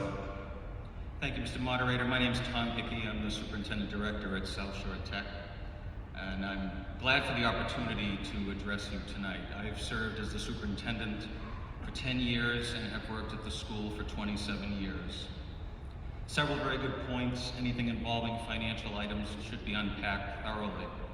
So first and foremost, as Val Baker mentioned a moment ago, the formula for regional schools is a bit complex, but it can be summarized by saying that the Ed Reform Act of 1993 focuses on a town's ability to pay.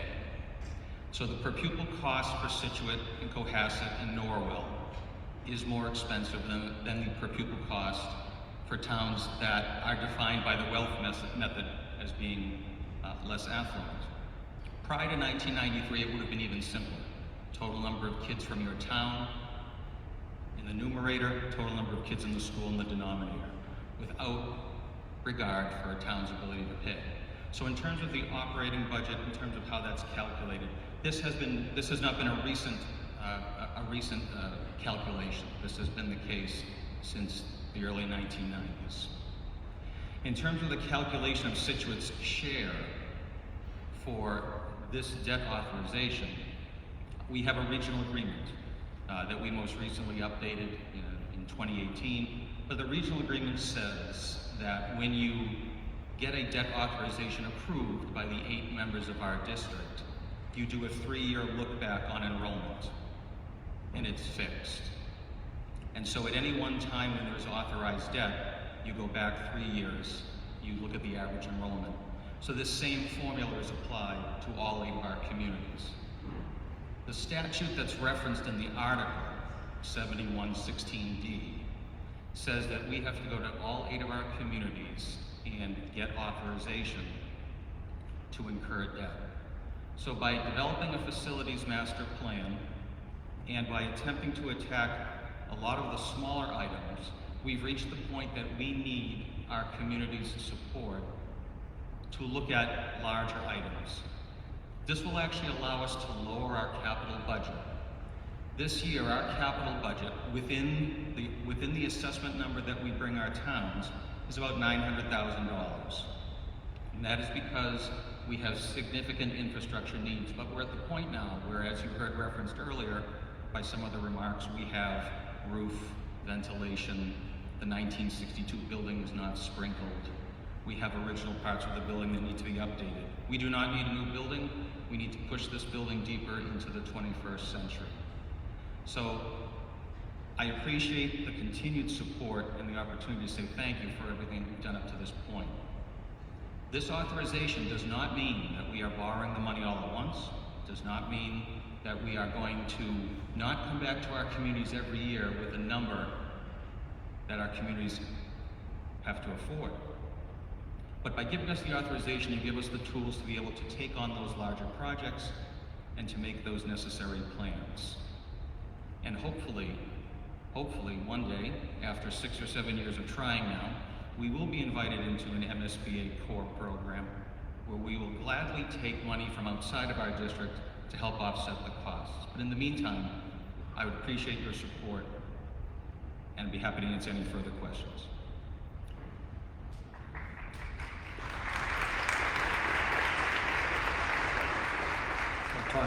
While we have Superintendent Hickey up, are there any further questions for Superintendent Hickey on this article? Okay, thank you, Tom. Any further discussion?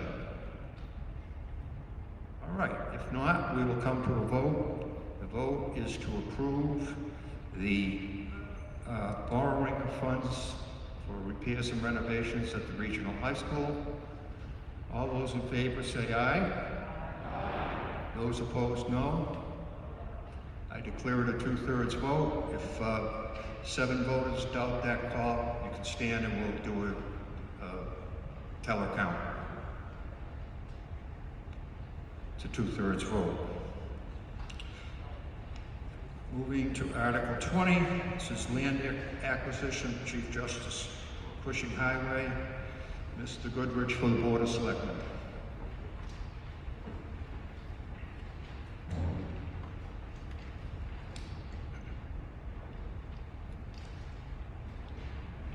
I move that the town authorize the select board to purchase property located at 443-461 Chief Justice Cushing Highway, Scituate, and identified with the Town of Scituate's Assessor's Office, Assessor's Parcel 47-2-26A through 47-2-26J, and by quitclaim deed recorded at the Plymouth Registry of Deeds on 6/17/98 in Book 16306, page 11, and to fund such appropriation, authorize the treasurer and, with the approval of the Board of Selectmen, to borrow the sum of $1,350,000 in accordance with Mass General Law, Chapter 44, 7 and 8, and any other enabling authority, and further, that the Selectmen are authorized to apply for grants, gifts, or donations for the purpose of this vote from federal, state, or private sources. And the said Selectmen are hereby authorized to accept such grants, gifts, or donations on behalf of the town, and that the money of the authorized borrowing shall be reduced by the amount of grants, gifts, and donations received prior to any such borrowing, for the sum of $1,350,000. And to execute such instruments, agreements, and documents, and to take such actions as may be necessary or appropriate to effectuate the purpose of this article. And I further move that in accordance with Chapter 44, Section 20 of the General Laws, the premium received by the town upon the sale of any bonds or notes thereunder, less any such premium applied to the payment of the cost of the issuance of such bonds or notes, may be applied to pay project costs, and the amounts authorized to be borrowed for each such project shall be reduced by the amount of any such premium so applied. We have a motion. We have a second. Second. Motion is seconded. Recommendation of the Select Board. So,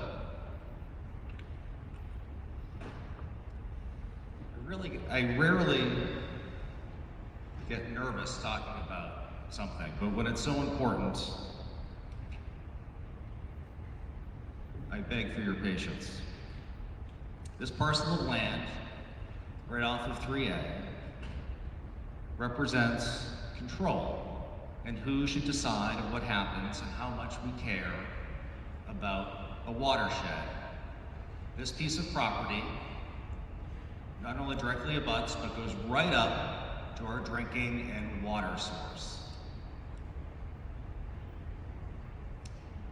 For the protection of our watershed and the environmental benefits that it can have to protect our watershed, we must consider this piece of property. Now, there might be some folks who have objections because why aren't we doing this just for conservation? Why is this a municipal use? There is one potential municipal use that is being considered, and that would be for a new water treatment plant. Now, having direct access to our supply and our water supply in the watershed could have numerous benefits. But let me first back up. Our original water treatment plant was built in 1968. LBJ was president. Man had not yet walked on the moon. The average house here in Scituate cost $12,000, and you could buy bread for 22 cents. This town authorized the second major upgrade to the water treatment plant, and that was in 1988 and 89. The Cold War still raged. The Berlin Wall still stood. Cam Newton, Taylor Swift, James Harden, and all but two of the current Boston Red Sox were not yet born. The World Wide Web had not yet been invented.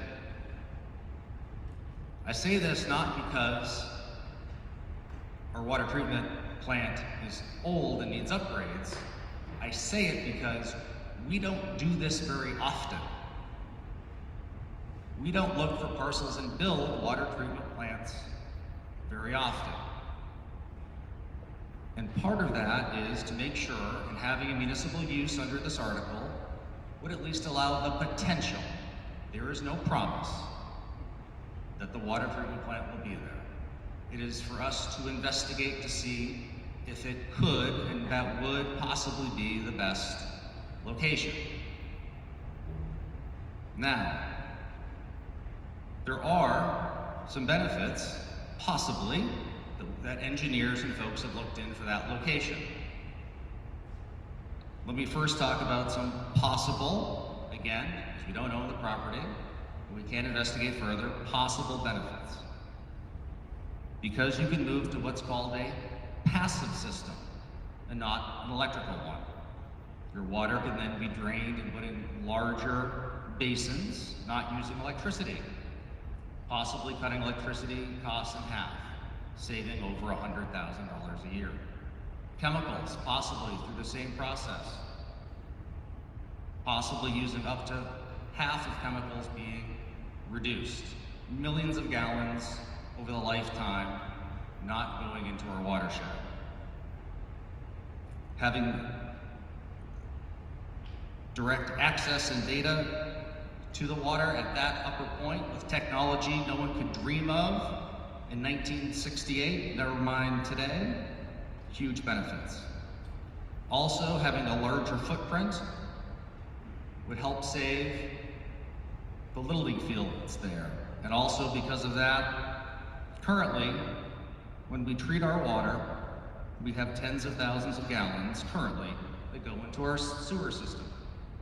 Looking for an alternate site could help save tens of thousands of gallons per day going in and reducing our need for sewer.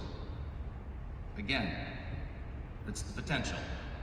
It's why we're looking for municipal use to see if this is possible.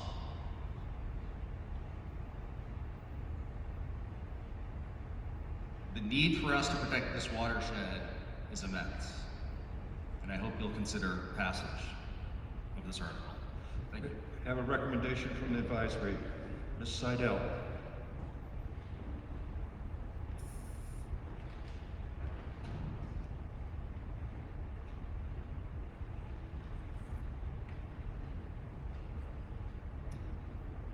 Thank you.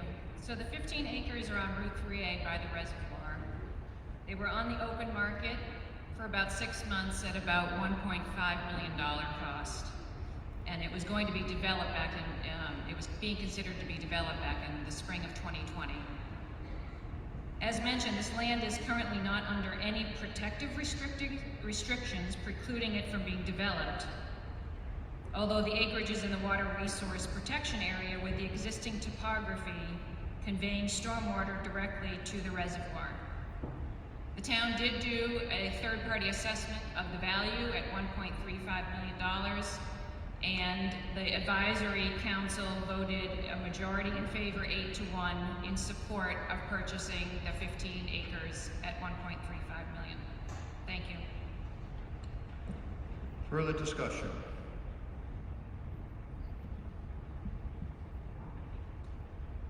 Anne Burbine, 10 Pennycrest Road. Just a little bit of history, Mr. Moderator. The planning board rejected an 18-unit development on that land back in the spring. After the fall town meeting, I suggested to Mr. Boudreau that it would be well worth the town's purchasing this property to prevent any building on it at all. Therefore, I put together a CPC funding mechanism.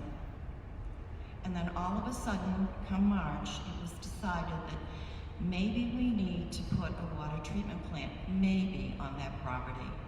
And while I fully understand the rationale, I have to say that I fully and completely disagree. This property has been on and off the market for over 20 years.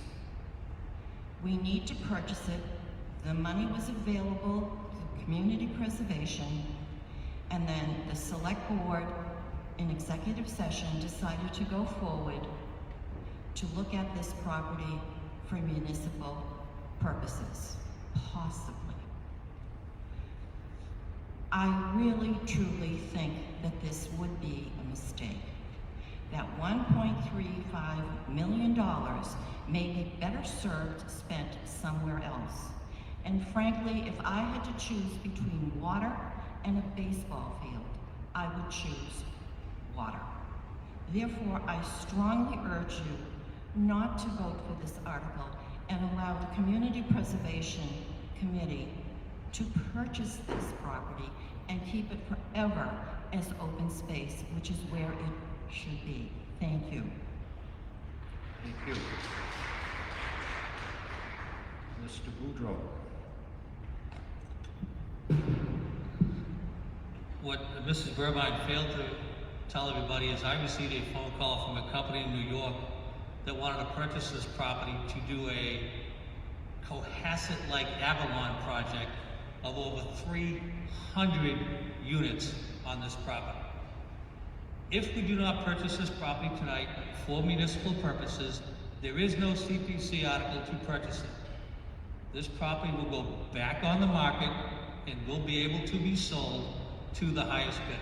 We will have no control over this property. Secondly, a water treatment plant, by definition, is protective of the water supply. It will give us better water, we think, at a lower cost. If you're familiar with the current water treatment plant site, to build a new plant there, we will have to shoehorn it into that site while continuing to operate the current plant during construction. We believe that will be significantly more expensive than building a new plant. So by buying this property with the option of putting a water treatment plant there, if we are successful, we believe we can build it for less than if we put it on the current site. We believe a new plant will cost less to operate, and because we will be pulling from a deeper source of water, we will be getting a better quality of water to put through the plant. We think those are all pluses to buy this property for municipal purposes so we can investigate the placement of a water treatment plant on that property. If for some reason it is not feasible, there is then nothing preventing the Board of Selectmen from putting some sort of restriction on this property to protect it in the future. So if you want us to have that ability to provide, I think, better water at a lower price, then I ask you to vote for this article as presented by the Board of Selectmen. Thank you. Lady at the back of the room. Thank you, Mr. Moderator. Phyllis Carlberg, 26 Hughes Road. I drove by this in the last couple of days, and this parcel number 19 property that's directly adjacent to the Tack Mill Pond, I believe that there was a for sale sign on that property. Is that something that the town will look to try to buy or get if they're going to make this other property come to fruition?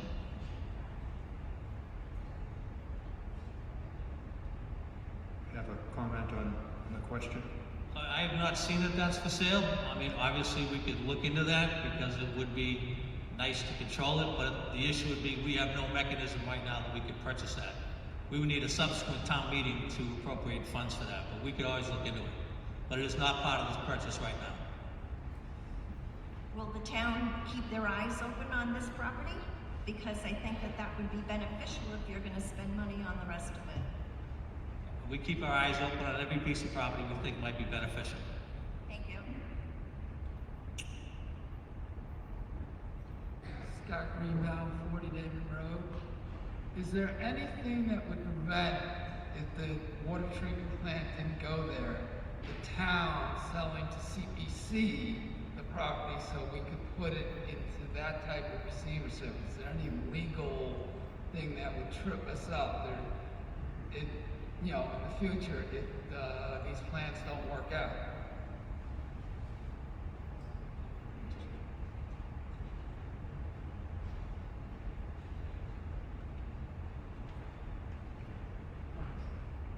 The answer's no. I'm not aware of a mechanism where the CPC could buy property that the town's already purchased. Oh, so therefore that is not a possibility. Once we buy it, it's purchased, and I don't think, Dan might know better than I do, but I don't think the town could basically sell property to itself with CPC funds, so. Again, if part of the question is if the town can also just keep it for conservation purposes, not to that the town can still operate and have that as an open space. In fact, this is again just giving you control as the final arbiter of what's gonna actually happen. I just was wondering, from an accounting point of view, which pocket it comes out of. I fully support that we get control of this property as soon as possible because it's been up for a number of projects over a long period of time. I would hate to lose that part of the greenway of the Route 3A, which was one of the biggest items in the master plan in 2003 to maintain the greenway along 3A as a town. We voted for that. Thank you. If there are no other speakers, we'll hear from Ms. Burbine again. Mr. Moderator, is it appropriate to amend this motion to read, if the plant is not built on this property, it would then revert to conservation? I know that's sort of part of the article, but this makes it definitive.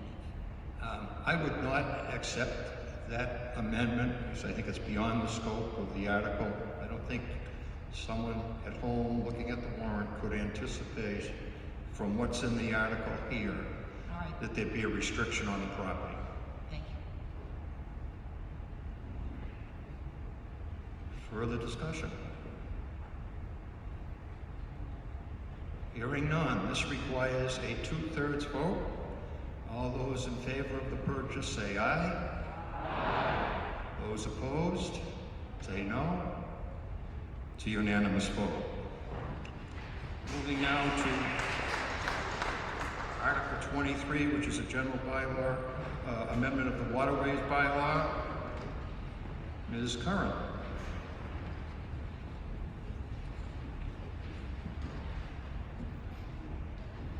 Thank you, Mr. Moderator.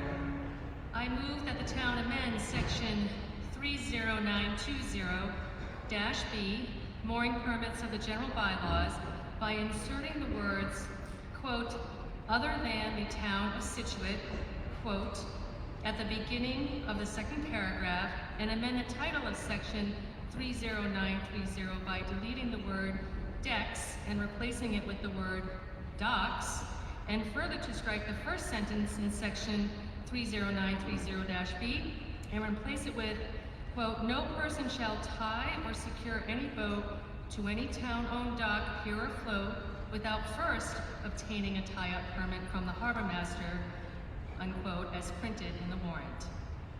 We have a second. Second. Ms. Curran for the board. Thank you. This article makes some very small but important changes to the bylaws in the section referenced. The first change outlined in paragraph 2, quote, other than the town of Scituate, really just allows the harbor master and the town to rent moorings to transient boaters. This plan is to designate 3 moorings that will be rented and managed by the harbor master's office. Reservations will be made through the DACWA app, which is a well-known tool by boaters. We believe this will assist us in promoting tourism and help place Scituate more prominently on the map of coastal towns to visit by water. It will bring in commerce to our shops and restaurants and create a more welcoming environment to our nautical visitors. This change does not impact the Scituate Boat Club nor the Yacht Club from continuing to rent and offer their 5 moorings as they do today to accommodate their visiting boaters. In section 3930, we are correcting a typo, changing the word decks to docks. Pretty simple. In section 30930B, as it is written today, boaters can pull up to any space without obtaining a permit due to the 60-minute clause. In response to an increase in boaters taking up dock space and pier space when vacant, the Waterways Committee and the Harbor Master would like to ensure that all boaters request permission from the Harbor Master's office prior to tying up their boats, removing this 60-minute threshold. The Harbor Master has experienced an increase in such activity when at times people pull into the slips, run into town without registering with the office. And this poses safety concerns as well as issues when returning registered renters of such a spot is inconvenienced due to the inability to locate the owner of the boat that did not notify the Harbor Master that they were going to be there for longer than 60 minutes. So some pretty small housekeeping things. The Board of Selectmen voted unanimously in favor of this article and recommends approval of this motion. Thank you. For the advisory committee, Mr. McQuiggan. The advisory committee recommends approval of this article, a unanimous vote of 9-0. Is there any discussion? Mr. Toppin. Pete Toppin, 26 Clap Road. I would like to say that we need to modify this motion by adding one word other than from the town of Scituate. No mooring shall be rented. That other than the town of Scituate, no mooring shall be rented is not a complete sentence. You need to add the word from, because Scituate is going to be doing the renting and nobody else can. So we need to other than from the town of Scituate. I'm going to make this real simple. Does anybody object to adding the word from? Because I think it's a good point. We're going to consider that the motion has been amended to include the word from. So the 3rd paragraph will read, other than from the town of Scituate, no mooring shall be rented. Any objection to my accepting that as an amendment? Town clerk have that? Thank you, Mr. Moderator. Thank you, Mr. Toppin.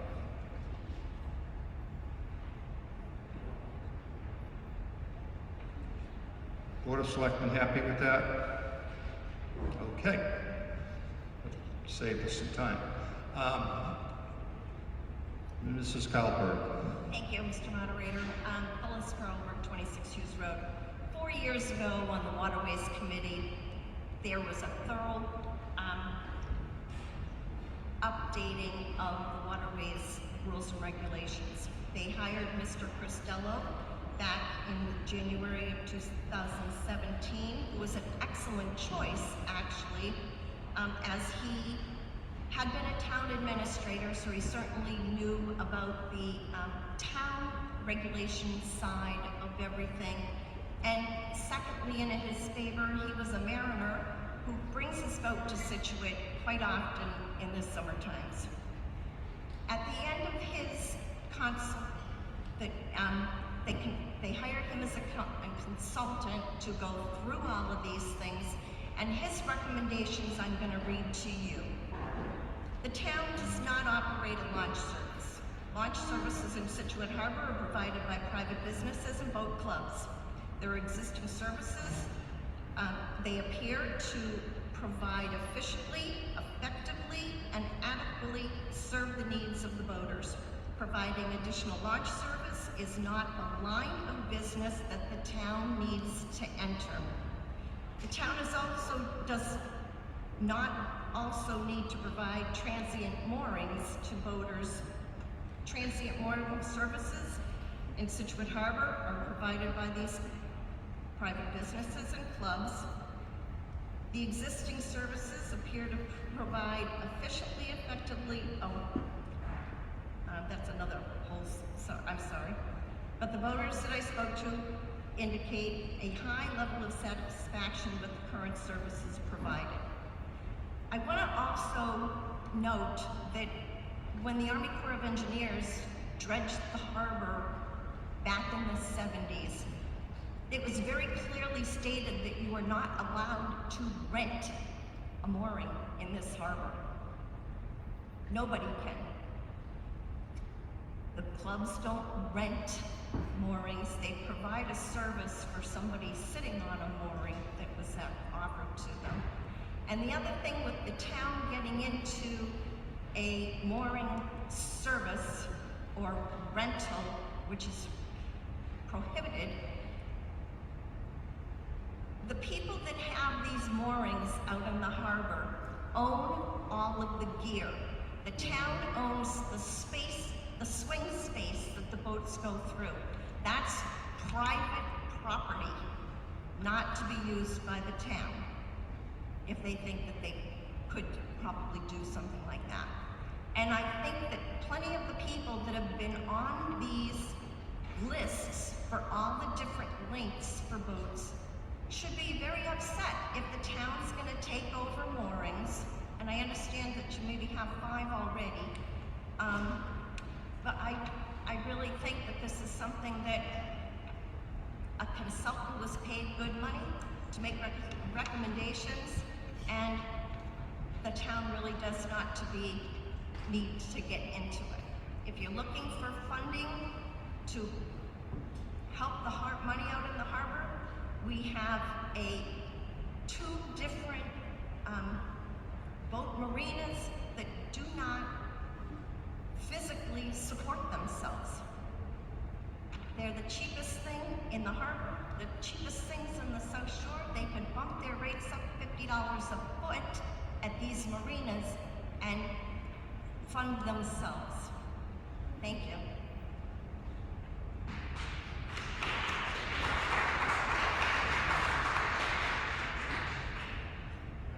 Further comments? I see our harbor master, selectman. Any further comment? Okay, this comes to a vote. This requires a gentleman. Yes, sir. Thank you very much. Brian Kelly, 61 Collier Road, current member of the Waterways Committee. I'd just like to comment back on what Phyllis was commenting upon. Charlie Costello was hired in the fall of 2016. His primary responsibility was to oversee the rewriting of the rules and regulations. During the course of the entire procedure, there were a number of public meetings and Q&A process occurred. One of the questions he was asked was his opinion on certain items. Those opinions were supplied to us. Many we accepted, many we didn't. The rental issue had nothing to do with what he was hired to do. Instead, it was rewriting the rules and regulations on the moorings. So I just want to be clear that When we hired Charlie, it was nothing to do with this issue that Phyllis is bringing up. Secondly, towns are able to rent moorings. Currently, the majority of our surrounding communities rent moorings. Plymouth, Hingham, Falmouth, Gloucester, Marblehead, Newburyport, I won't continue, but it's rather an extensive list. These all rent them. There are 622 moorings in the Scituate waters.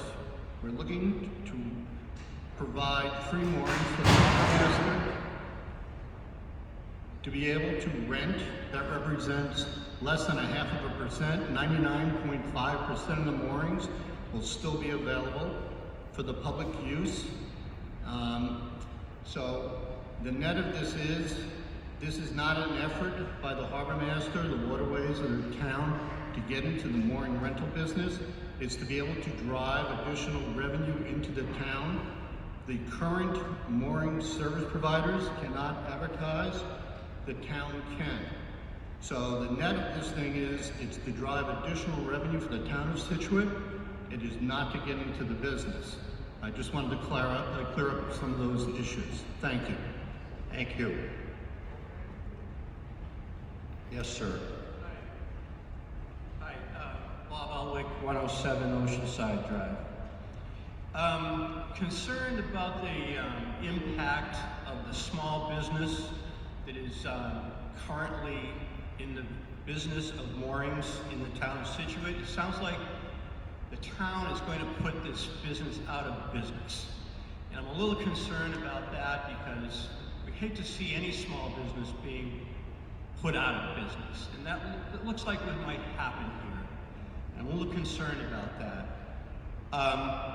I'm also concerned, as Phyllis said, about people who have been on this waiting list for 10, 12 years, patiently waiting for their mooring name to come up.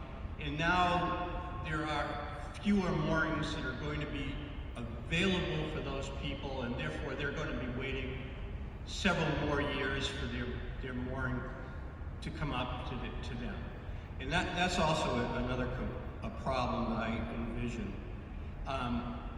I read that report that has been discussed, and the report said, frankly, the conclusion of the consultant was the town of Scituate should not be in the mooring business. And to go ahead and turn that whole paid consultant report around baffles me.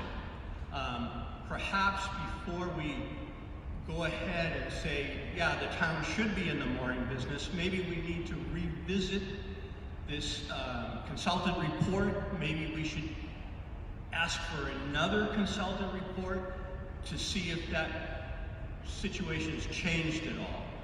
But the mooring situation in Scituate has not changed in the last 5 years, so I don't understand the need for the town to get involved in moorings if the mooring situation is working fine the way it is.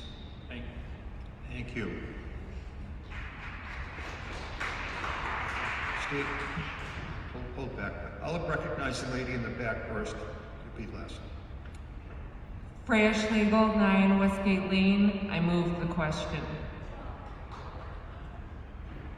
All right, I was trying to be generous in recognizing. I'll take the motion to move the question after the harbor master has been allowed to speak. Go ahead.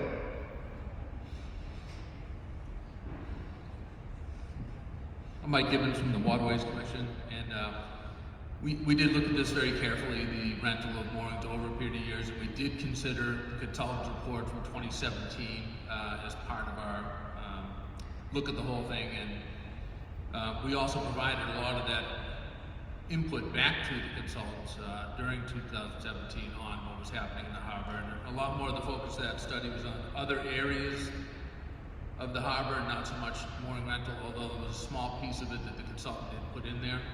So I would like to say we did consider that. We feel the right thing to do for the town, like many other towns, is to have some transient moorings available for people coming in and out of town so they can be rented by the town of Scituate. So this motion, this change of the bylaws is really just to give the town the ability to rent transient moorings. We proposed 3 out of possible 5 total moorings to the town. We are not looking at all to impact small businesses in the area. In fact, by doing this, we feel that we're going to bring in more people to help small businesses within the harbor. There's no one else that has the ability to rent mooring in the harbor. We rent slips from the public mariners and give the transients the ability to come into a slip.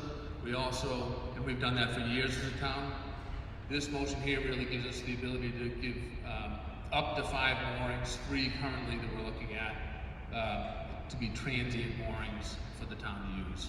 So we're not looking to go into launch business to affect people's launch businesses and what they're doing for providing a service to people coming into town, but just simply having 3 moorings available for people come in that they can rent. Thank you. Okay, it doesn't look to me like we need to take up the motion to move the question. We have no further discussion. I'm going to go to a vote. I'm sorry, sir. If you would like to speak, we're going to have to take a vote on the motion to move the question. Are you choosing not to speak? I'd like to speak, but I don't know. All right. I don't know the procedures. I'm pretty new at this. Okay, we'll let the meeting decide. We have before us a motion to move the question. The effect of that motion would be to cut off further debate so that there would be no opportunity for other people to get up and speak to the article that's before you. So I'm going to move to a vote on the motion to move the question. All those in favor of cutting off debate, say aye. Aye. Those opposed? No. I'm going to declare it a 2/3 vote. 7 people stand, will count.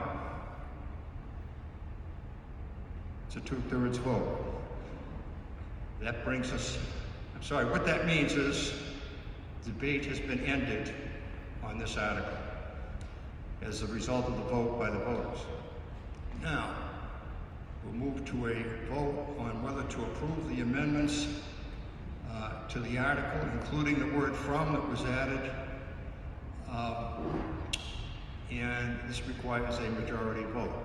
All those in favor of the amendment as moved by the Board of Selectmen, say aye. Aye. Those opposed? No. I'm going to ask first for a show of hands. All those in favor, raise your hands.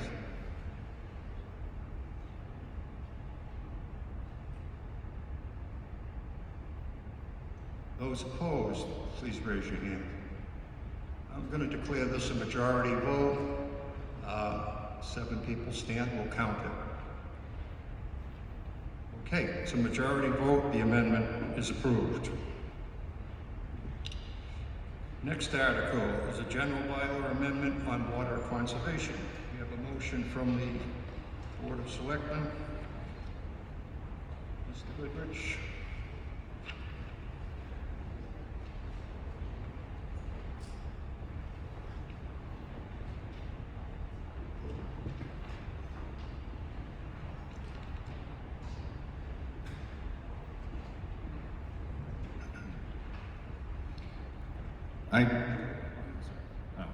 I move that the town amend section 30660, water conservation of the general bylaws, by deleting it in its entirety and inserting in its place a new section, 30660, as printed in the warrant. Have a second. Have a second. Mr. Goodrich from the Board of Selectmen. So why are we doing this, I guess? So the Water Resource Commission has been working diligently, and I want to first recognize their excellent efforts over the years, and especially this past year. Essentially what this bylaw change does is bring together and hopefully bring more transparency to all the different rules and regulations that we have that have been in different sections of town. So whether or not it's been over in the building committee or if it's just been an advisory type position or if it's actually been in the bylaws. So essentially, working out the tentacles to get everything together into one place. By consolidating all those elements, again, hopefully the effort will bring some transparency. So what are some of the major changes? Well, there actually aren't many, besides, again, hoping to bring some clarity to some of the issues, such as bringing tiers to how we understand water restrictions. There is one change, which would be a fine change from $100 to $300 for folks who repeatedly flaunt the water restriction goals. So that is actually in response to some residents who, for 28 straight days, would get the fine for $100, and we just kept going up, saying, "Here you go. Here's the bill. Here's the bill." So instead, it's going to go for $100 to $300. And again, it codifies some of the things, such as irrigation system restrictions that the board has had for years, and bring them all into one location. So, and with that, it was a unanimous decision and support. Thank you. For the advisory committee.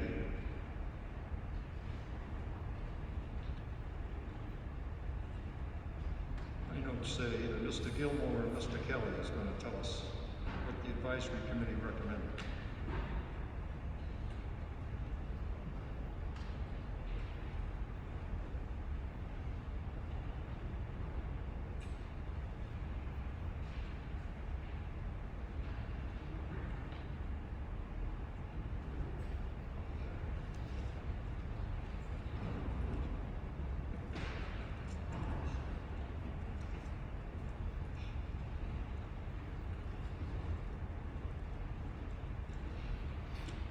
Tell us what the advisory committee thinks, Mr. Kelly.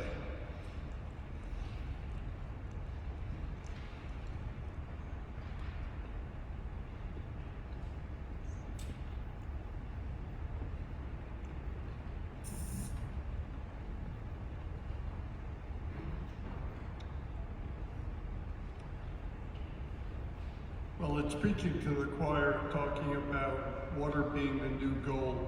It's a precious resource for the community, and this is a long overdue modification to the bylaws that's codifying the way we have been operating.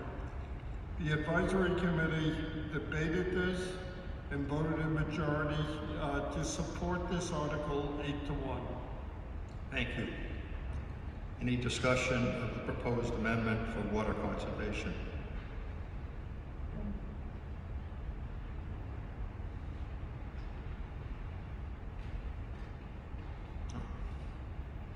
There's no one at the microphones. Therefore, we'll move to a vote on this. This requires a majority vote. All those in favor of the amendments? Oh, I've got to get quicker. Go ahead. Sorry. Mary Ellen Schloss, 50 Manlot Road. I have a question. The paper that was handed out, is that a change to this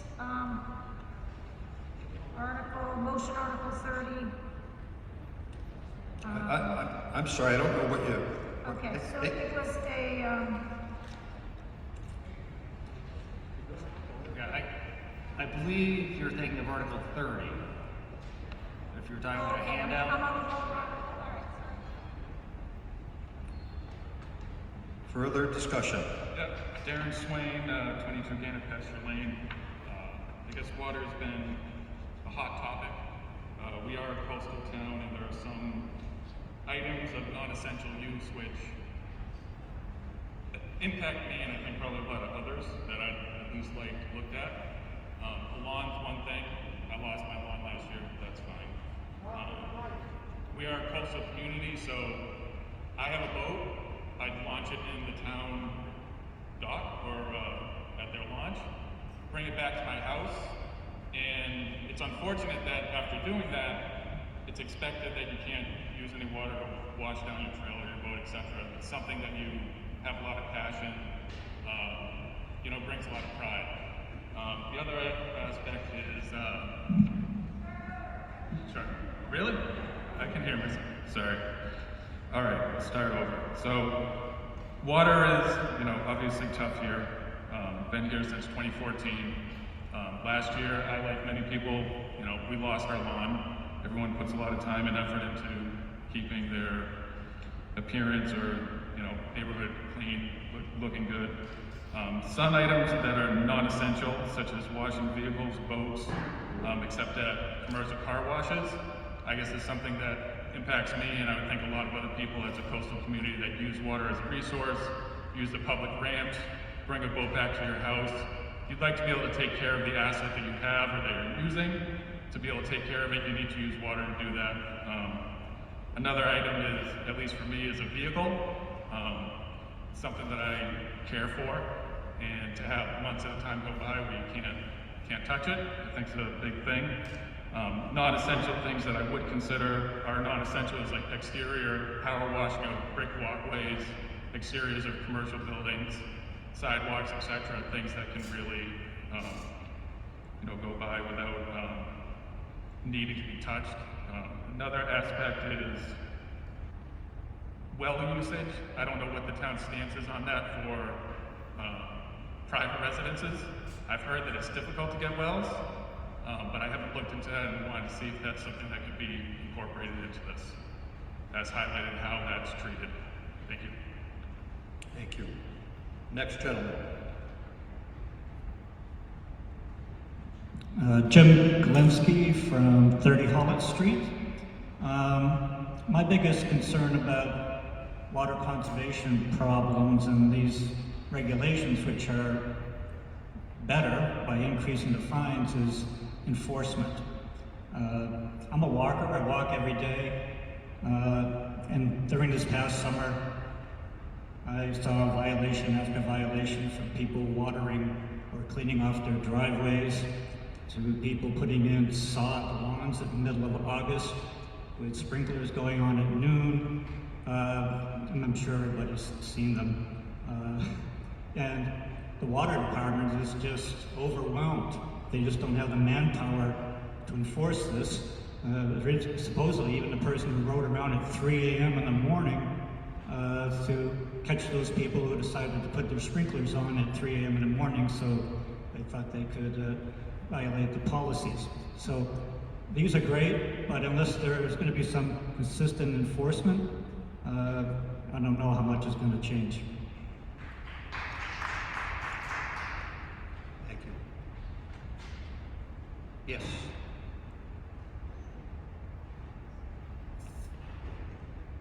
Mary Ellen Schloss, 50 Manlot Road. I just want to say I'm strongly in support of this article. Can you not hear me? Strongly in support of this article, and I disagree with the gentleman who spoke two before me, saying that lawns are essential. We need to preserve our water for drinking, for essential uses, and for the aquatic life that depend on it. Our fish and other aquatic life, mammals, etc., depend on our ponds and our rivers and streams, and I think we need to take this measure. We've seen, we've gotten really close within just a few days of exhausting our water supply, and we need to protect it for essential uses. So I do support this article. Thank you. Is there further discussion? The lady in the back of the room. Deborah Lenahan, 39 Oakhurst Road. I've been counting, or I've been attempting to observe the herring at the fish ladder on First Herring Brook. And over the last 3 or 4 years, I've noticed maybe one or two that have come up, and it's been a struggle, I think, for some of these fish to come back. I know the watershed is removing a lot of the dams along our watershed, but I'd like to point out that we've had 2 sightings in the last week of 4 to 5 herring. So they're attempting to come back stronger, And I noticed, because I count twice, 2 days during this period of counting, which is from April to May, I noticed that there are now boards in the fish ladder. This is a critical time for the fish if they're going to try and make it up. I recognize that the town is concerned about its water supply, but I would like to see if there could be some kind of a compromise to help these fish come back. Thank you. Thank you. Further discussion? There being no one at the mics, we'll move to a vote. This is to amend the bylaws for water conservation. Requires a majority vote. All in favor, please say aye. Aye. Those opposed, say no. It's a unanimous vote.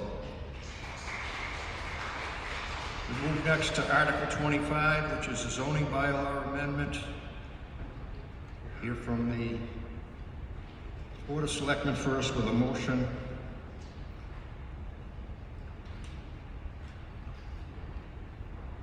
Mr. Vignani. Good evening, everyone. Thanks for staying this late. Before I read this long motion, I just want to thank the advisory board for putting their booklet together. It's a lot of help for everybody to get informed on what's going on in the town. 4 of the 5 members of the Board of Selectmen have served on the advisory committee, so we know firsthand how much work it is. So thank you all for pulling that together.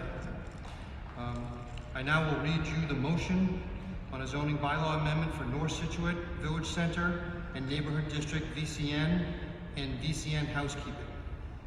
I move that the town amend the zoning bylaws and zoning map to add a new Village Center and Neighborhood District VCN in North Scituate and do some housekeeping to delete sections previously changed by adding a VCN and to make the VCN bylaw more user-friendly.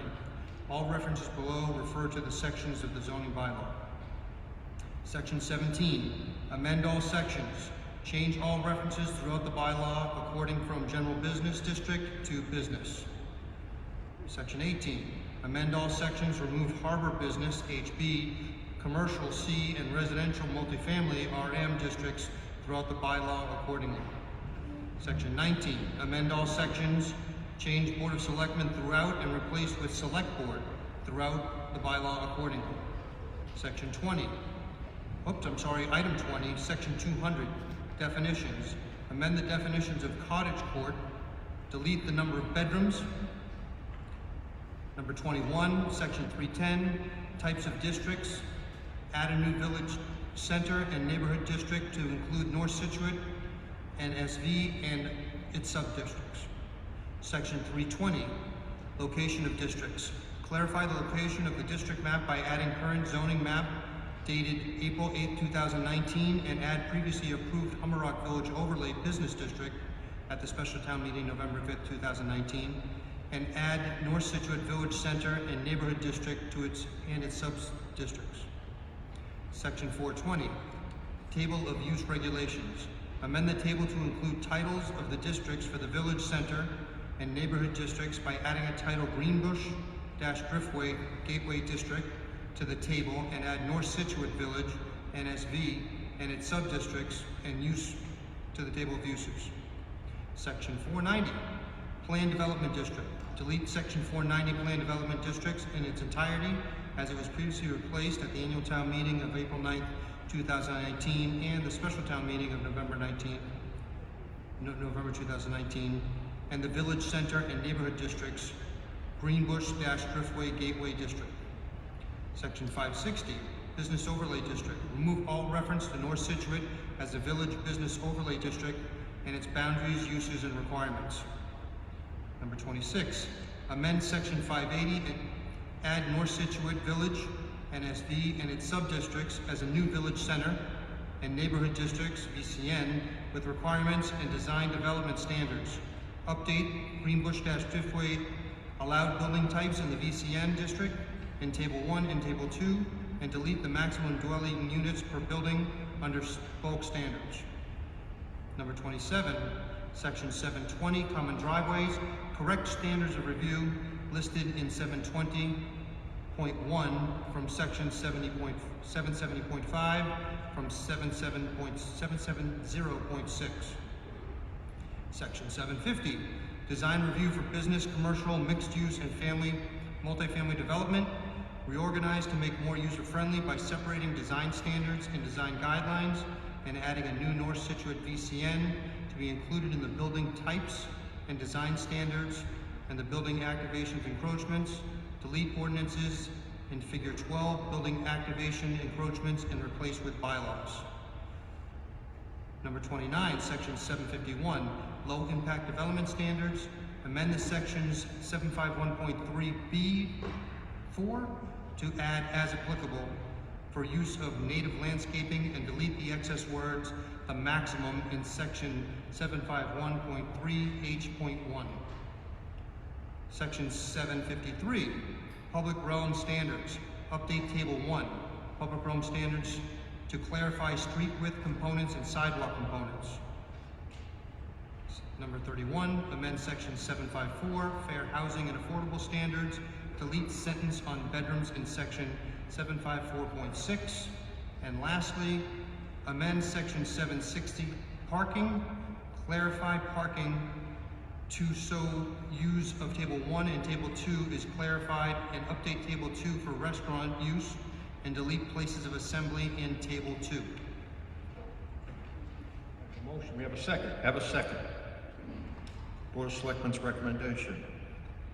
Thank you, Mr. Moderator. There are two main components of this article.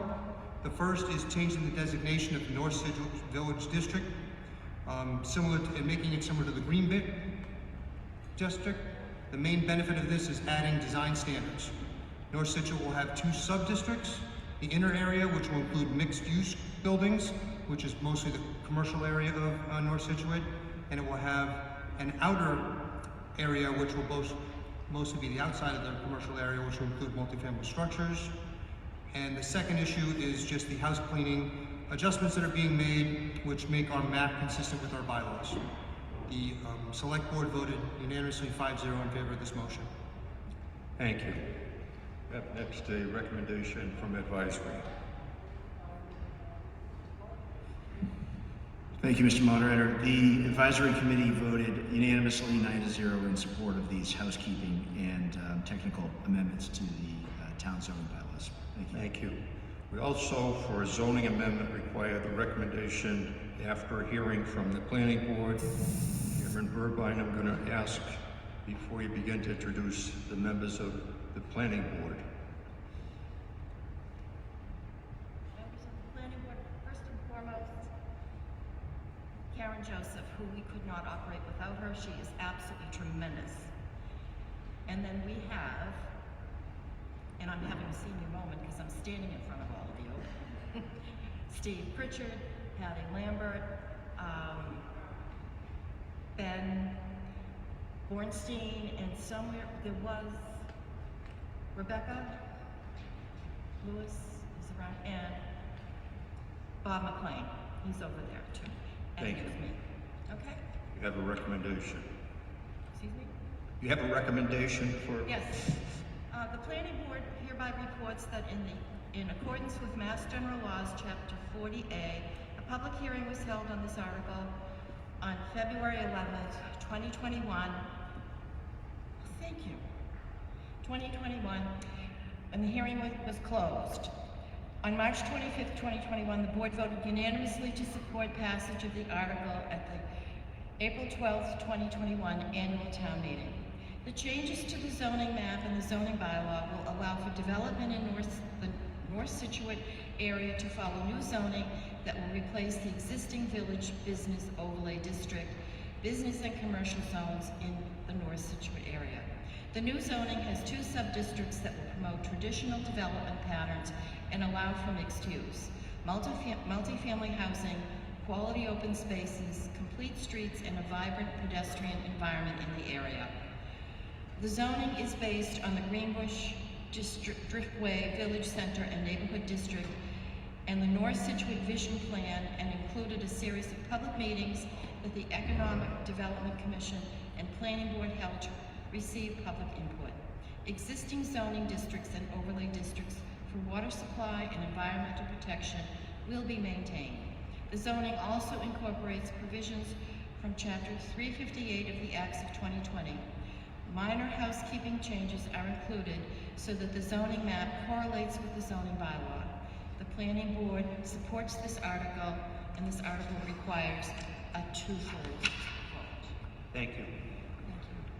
All right, basically, we have been working between economic development and the planning board to try to figure out what to do with North Scituate. Because right now, it's nothing more than a large parking lot. And that needs to change. Sewer may come, we hope, eventually. And if it does, and please may it, things will definitely change. And the properties will become much more valuable, things will change, but we need to ensure that that change is the way we want it to be. We do not want it to be basically the Wild West show where anything goes. So we have put in these zoning plans that development that reflects scale, design, and uses that's appropriate, allowable uses, anything that's grandfathered is still there. And also, a multifamily building is by right for 15 dwelling units per acre within a half-mile of the MBTA station, complying with new state acts of 2020 for the MBTA communities, enabling the town to apply for some grants. This is something that has been long in coming. And I I'm keeping it simple because it's getting late. And zoning just makes your head spin. So at any rate, I wish that you would please support this article. It's something whose time has come. Thank you very much. Thank you, Ms. Burbine. Any discussion on this amendment to the zoning bylaw? Hearing none, we'll move to a vote. This requires a 2/3 vote. All those in favor of the amendment to the zoning bylaw, please say aye. Aye. Those opposed, say no. It's a unanimous vote. Move now to Article 26, another zoning bylaw amendment for the sign bylaw.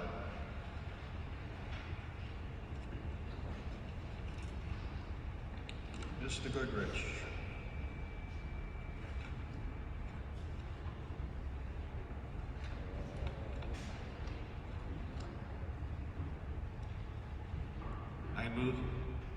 I move that the town amend the zoning bylaws by deleting the existing section 710 signs and inserting the new section 710 signs as printed in the warrant. Second. Have a second. Motion. Recommendation of the Board of Selectmen. So the reason why this is before you today is that our old bylaw was not only not in compliance with the federal constitution, but also, proud to say, the world's oldest functioning written constitution, the Massachusetts Constitution. And I have to give so much credit to the planning committee and the planning board, excuse me, for really coming together and getting this bylaw that brings us into constitutional compliance. The issue was whether or not the actual speech on our signs prior, you could regulate the actual content of that sign. So if something is political or not political, we had different regulations for that. So what this bylaw does is protect your ability to speak out. If you think Selectman Goodrich is terrible, you want to recall him, there'll be no recourse. You may go right ahead and do so. There will be no town censor and no regulation of what is on that sign, and you may go forward. Now, because of that, and because of us putting this into constitutional compliance, there may be some, and may I be bold and say, friends on the advisory committee who have objections. Now, the importance of this sort of a topic is why it merits debate, but from the majority in the work, from consultants and folks on the planning board, the select board supports this motion. Thank you. Do we have a recommendation from advisory? Mr. Heineman.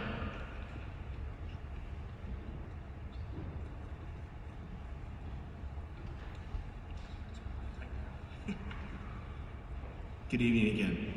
So, the advisory committee voted to support a brief amendment to this article as proposed. I'd like to read that out and then explain the reasons for that amendment and the reasons for the concerns that the majority of the advisory committee had with the... I'm going to interrupt you for a minute. Why don't we get the report of the planning board and then we'll take the amendment up after that. Because everything the advisory committee has to say relates to the amendment, right? It relates to the bylaw, but also relates to the amendment. Okay. All right. Why don't we get the planning board's report first?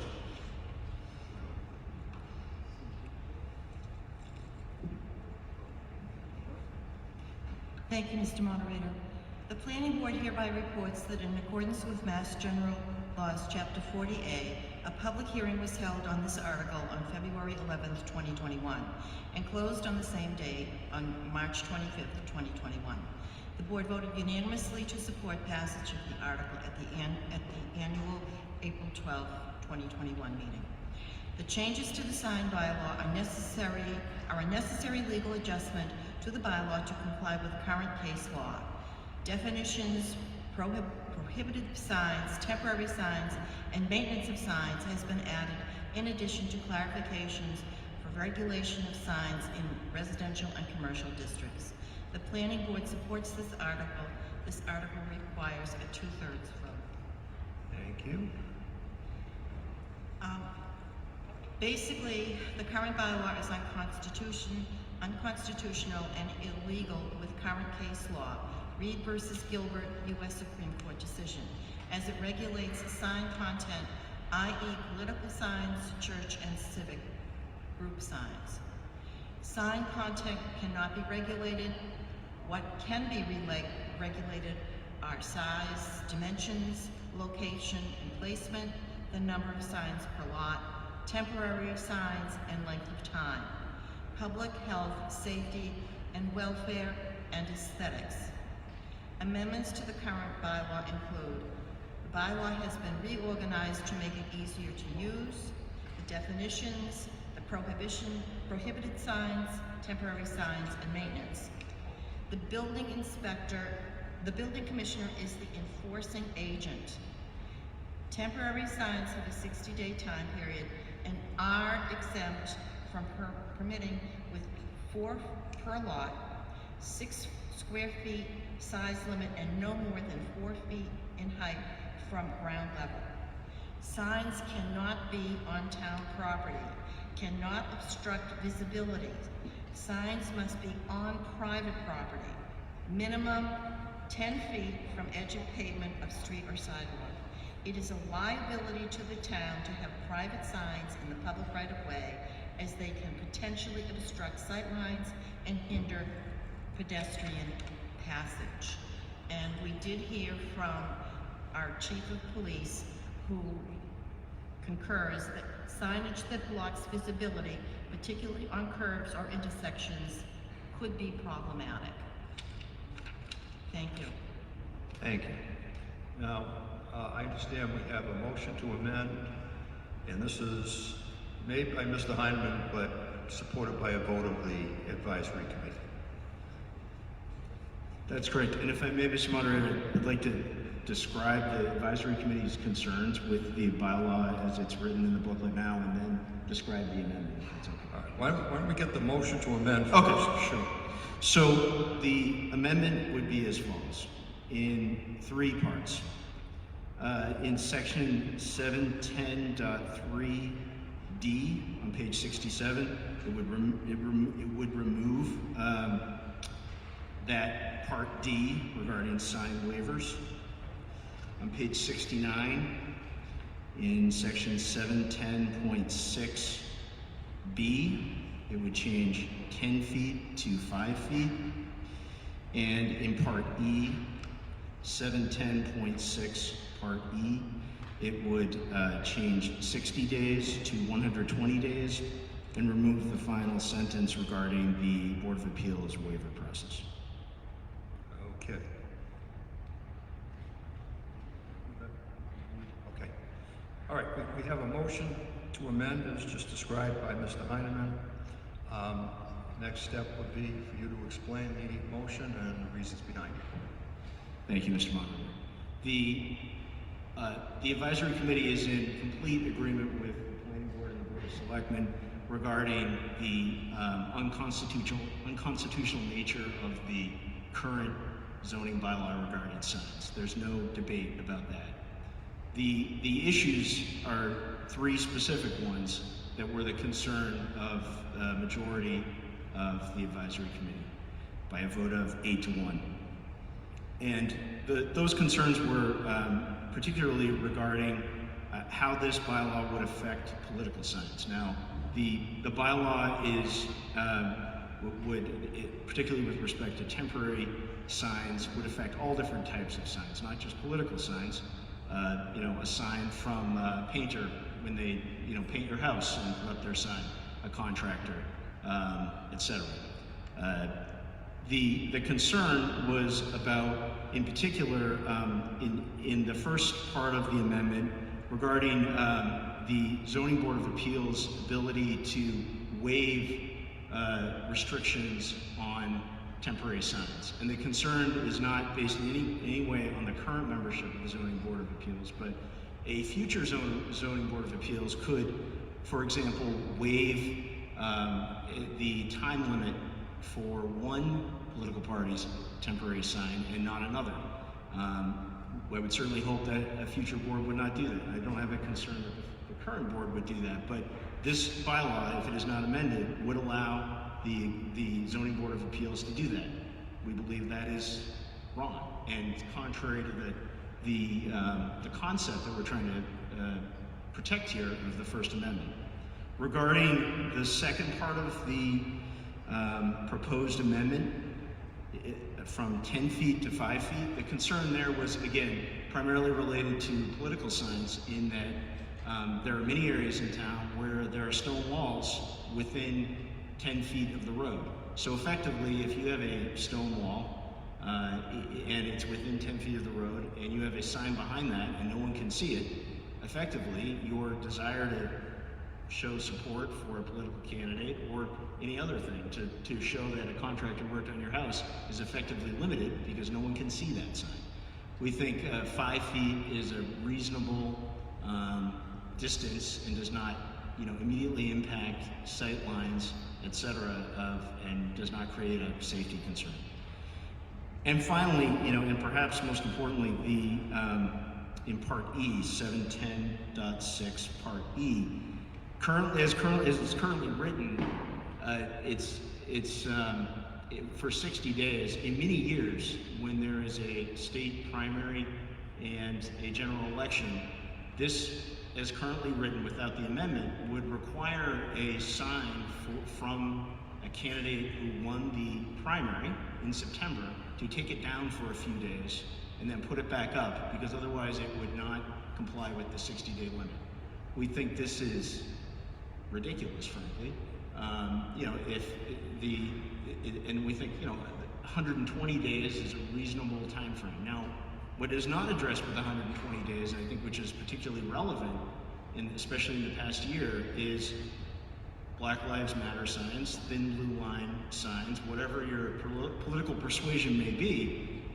Those are temporary signs, and and they would not be able to be up for 60 days. I would hope that very few members of this town meeting would propose that those signs that have been up over the last year and certainly are held very firmly by a lot of members of our community I would hope that no member of the town meeting would want to force someone to remove that sign after 60 days. I think you could make an argument that 120 days isn't long enough, but we wanted to propose at least an amendment to get the conversation started.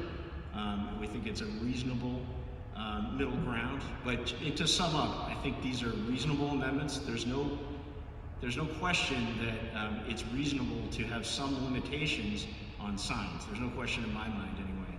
But we think the limitations that are proposed in the article as originally written are too restrictive, and that these amendments, as proposed, would resolve those restrictions. So, thank you. Thank you.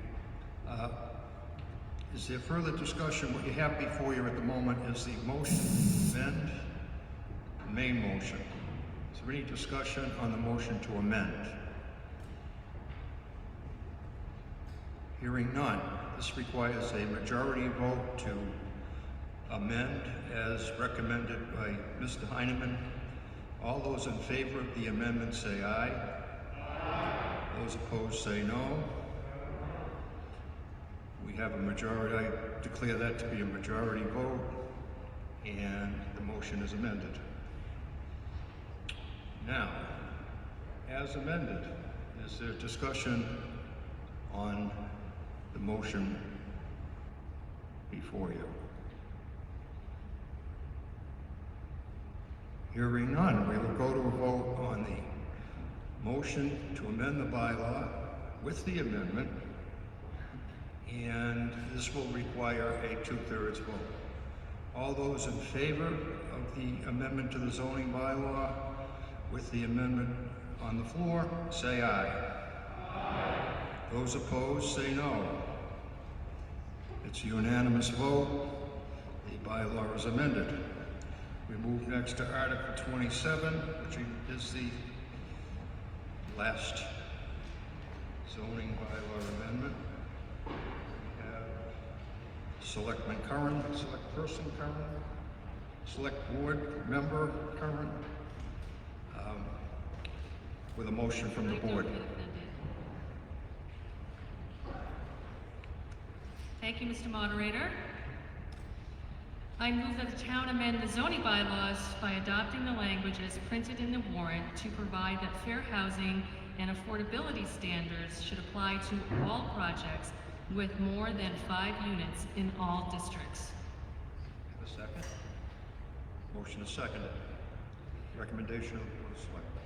Thank you. Article 27 is asking you to amend the language in this section, making all housing develops building more than 5 units in all districts to assist with increasing available affordable housing inventory in our town.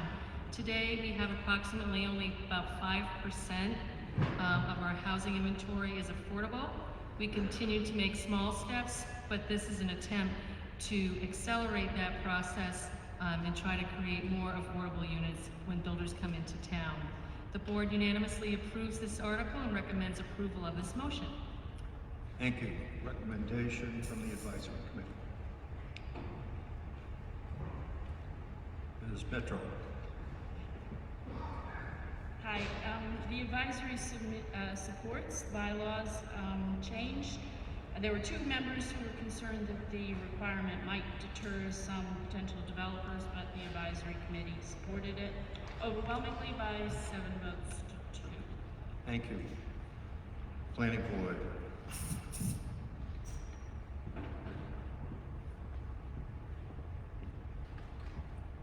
Thank you, Mr. Moderator. The Planning Board hereby reports that in accordance with Mass General Laws, Chapter 40A, a public hearing was held on the article on February 11th, 2021, and continued until February 25th, 2021, when the hearing was closed.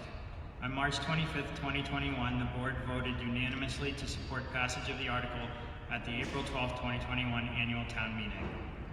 The changes to this article allow for the fair housing and affordability standards to be applied to more than 5 units in all districts, with the requirement that land under common ownership for housing developments cannot be segmented to avoid this requirement. The town is providing a requirement for affordable housing for all developments with 6 or more units to increase affordable housing production in more areas of town and meet the priority local needs for affordable and diverse types of housing while trying to meet the mandated 10% affordable housing goal as found in State Chapter 40B. The Planning Board supports this article, and this article requires a 2/3 vote. So basically what we're doing here is we'll be amending the applicability for when affordable housing units are required. The current bylaw applies to projects where affordable housing units are required or provided in exchange for density in the residential cluster district, accessory dwellings, flexible open space developments, Hummerock Village Residential Overlay District, and Village Center and Neighborhood District with 8 dwelling units or 7 or fewer dwelling units are exempt from the requirement. The proposed bylaw change would apply to all housing developments generating 6 units in all districts with 5 or fewer dwelling units exempt from the requirement. Land under common ownership cannot be segmented to avoid this requirement. Both the 2015 and 2020 state-accepted housing production plans recommend inclusionary zoning for the town to increase the number of affordable units.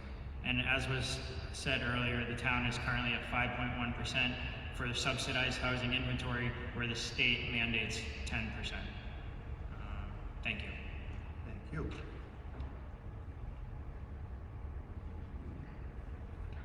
We have discussion on the proposed amendment.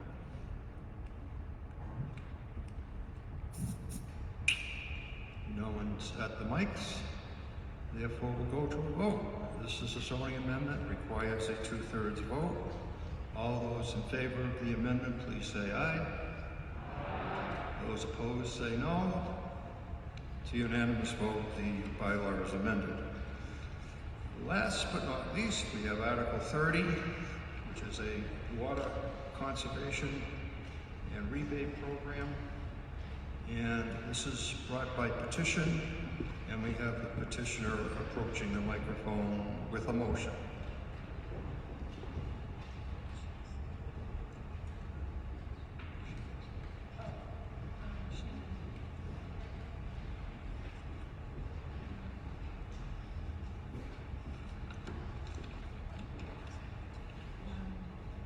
I move that... Tell us who you are, where you're from. My name is Stephanie Burke. I'm at 93 Marion Road. Go ahead. Yeah. I move that the town vote to require water conserving and/or efficient bathroom fixtures be installed in all town-owned properties, and that the town vote to create a rebate program to convert toilets, shower heads, interior faucets, and sprinkler/irrigation systems with energy-efficient, water-conserving replacements beginning January 1st, 2022. To be in compliance, plumbing fixtures shall use the following water amounts. Toilets, 1.28 gallons per flush. Urinals, 0.5 gallons per flush. Shower heads, 2.0 gallons per minute. Interior faucets, 1.5 gallons per minute. Irrigation system, water sense labeled spray sprinkler bodies. These water conserving plumbing fixtures must operate at the manufacturer's rated water consumption. Beginning January 1st, 2022, when a bathroom fixture is replaced in town-owned property, it must be replaced with a compliant fixture. Beginning January 1st, 2022, all new construction of town-owned properties may only install compliant bathroom fixtures. Exceptions are registered historical sites for up to 1 year if a demolition permit has been issued for the building. If a licensed plumber certifies that due to the age or configuration of the property or its plumbing, installation of water-conserving plumbing fixtures is not technically feasible. Water service for the building has been or is permanently disconnected. Irrigation or sprinklers using rain barrels as a water source. Okay, we have a motion. Do we have a second?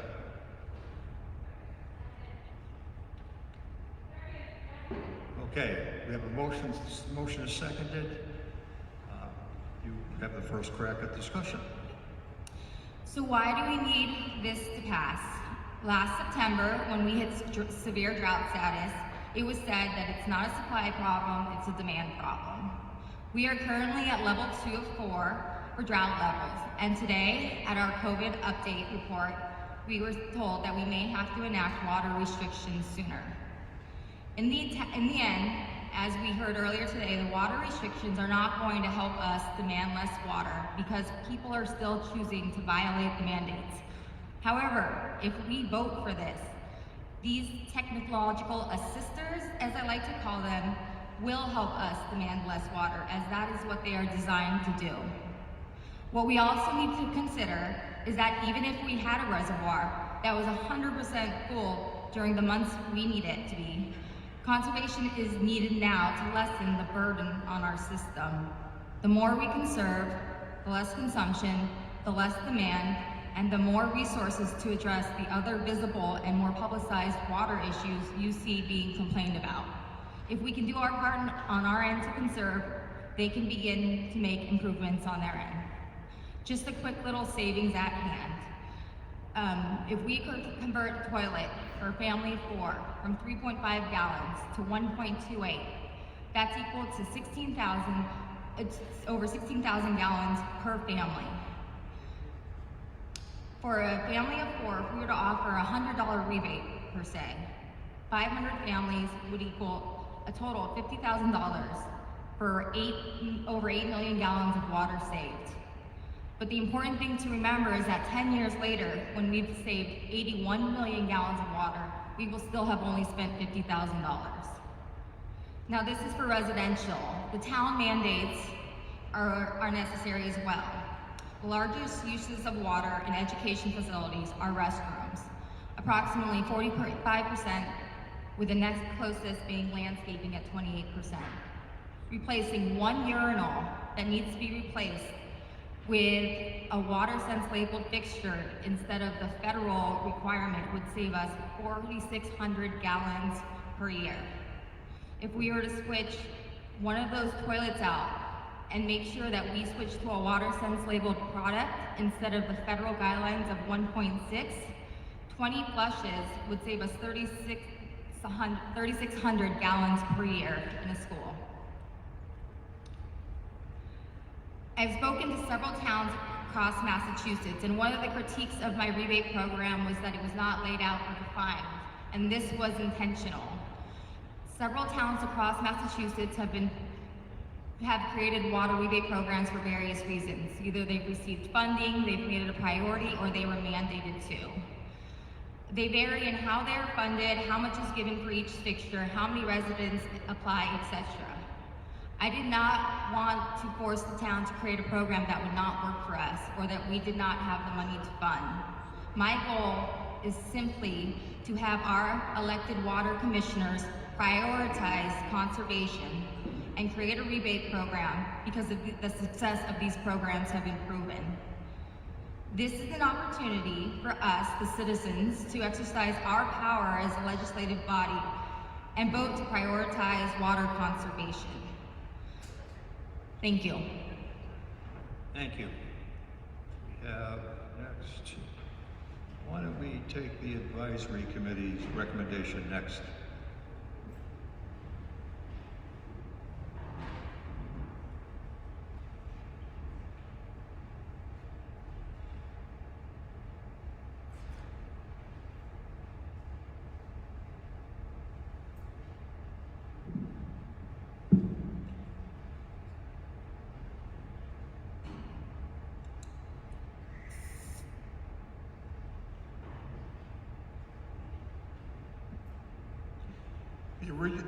The original citizens petition that was published in the advisory committee book, we felt was overly broad and tried to cover too many constituents, and we voted 6-3 not to support it. The amended motion that was just presented to you, which is limited to town-owned properties, both for replacement units and for new town-owned buildings, and with the exception that if it's not feasible for the building to comply, earned our support, and we voted in favor 7-1. The one dissenting vote felt that we did not quantify the cost of this article, and so therefore voted against it. Once again, the advisory committee voted in favor 7-1. Thank you. Next, we'll hear from the Board of Selectmen. Mr. Vignani.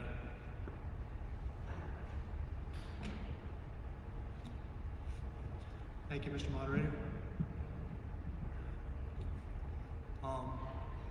This is a residence petition that's come before us, and as the advisory board just mentioned, the original petition was really two-phased. One was to set up a rebate program, and the other one was to mandate fixtures for both town buildings and any new buildings that were going to be built in town, commercial, residential, and what have you.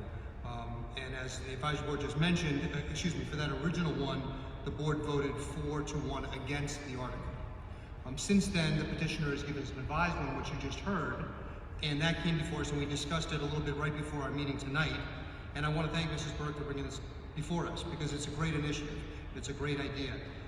The problem with it that the board had was that, and again, the board supports it from the limited discussion that we had, the amended one, was that it hasn't been fully vetted yet, and that it's a great idea, but it hasn't really have the details that are really going to make it a successful program. It doesn't have, for instance, a funding source. It doesn't have details of a program which would have standards and administration issues. It doesn't have any sort of enforcement issues on the program. And all of this stuff we think can be vetted out and worked out in a short period of time, but we just don't think at town meeting this evening is the time to put this program before until it's actually fully formulated and it becomes a program that can be as successful as we all think. What we've suggested is that Mrs. Burke bring this program, this document that she has here, to our Water Resource Committee, which is, I see Becky Malamet right there, who is doing a great job for the town, and give it to that committee to take it and really grow it to the program that it could be, which would have actually all the details that are necessary to make this done. And as opposed to sending it to the water commissioners that are us and have us try and formulate a board. So again, we all support the initiative. We think it's a great idea. We think it could be implemented very quickly, but we think that it just has to go through the right channels to get vetted and prepared properly. And again, we think the Water Resource Commission would be the one to do that. On the original motion, when the original article was given to us, again, the board voted 4-1 not to support this one, the original written article.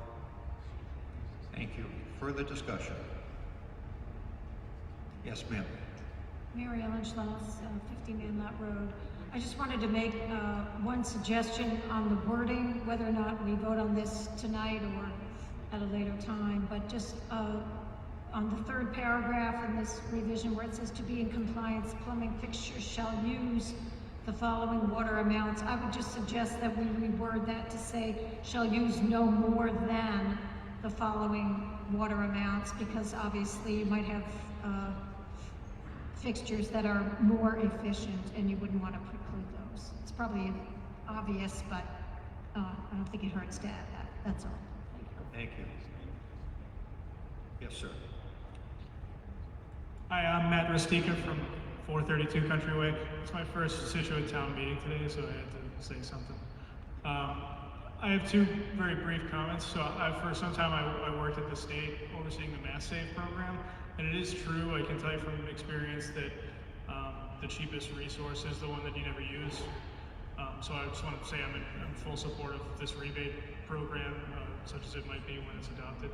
But I also want to raise a concern to the part about requiring new construction to install such and such a thing. Federal preemption in terms of standards is kind of a big deal. Recently there was an appliance standards bill that passed in the state, and it's been years and years in committee and so forth because of these federal preemption issues. And in fact, the EPA has water standards for shower heads and aerators and so forth. And we might want to look into whether those standards that are adopted at the federal level would preempt something like this before we adopt it. Thank you. Keep coming to town meeting. Yes, sir. Hi, Connor Doherty, 603 Country Way. Just fully support this measure. I think as far as behavior modification goes for water conservation, the fines that we're introducing are a good idea, but if we don't enforce them, they don't do anything. And I think actually changing our infrastructure to conserve water is a really smart approach.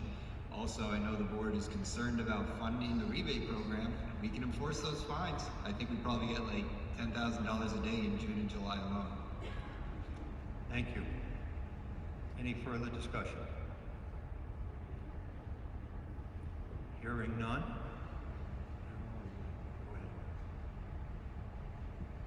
Go ahead. I just want to address one more time the process for the creation of a rebate program. Again, this vote would simply be for the creation of a rebate program. Having the actual numbers of the rebate program would be up to our elected water commissioners, at which point the whole vetting process and putting it through those involved, the Water Resource Committee would then, I'm sure, have their input to make sure that this is created and the details are made in a way that would be most beneficial to Scituate. Thank you. No one else being at the mics, we will, one more.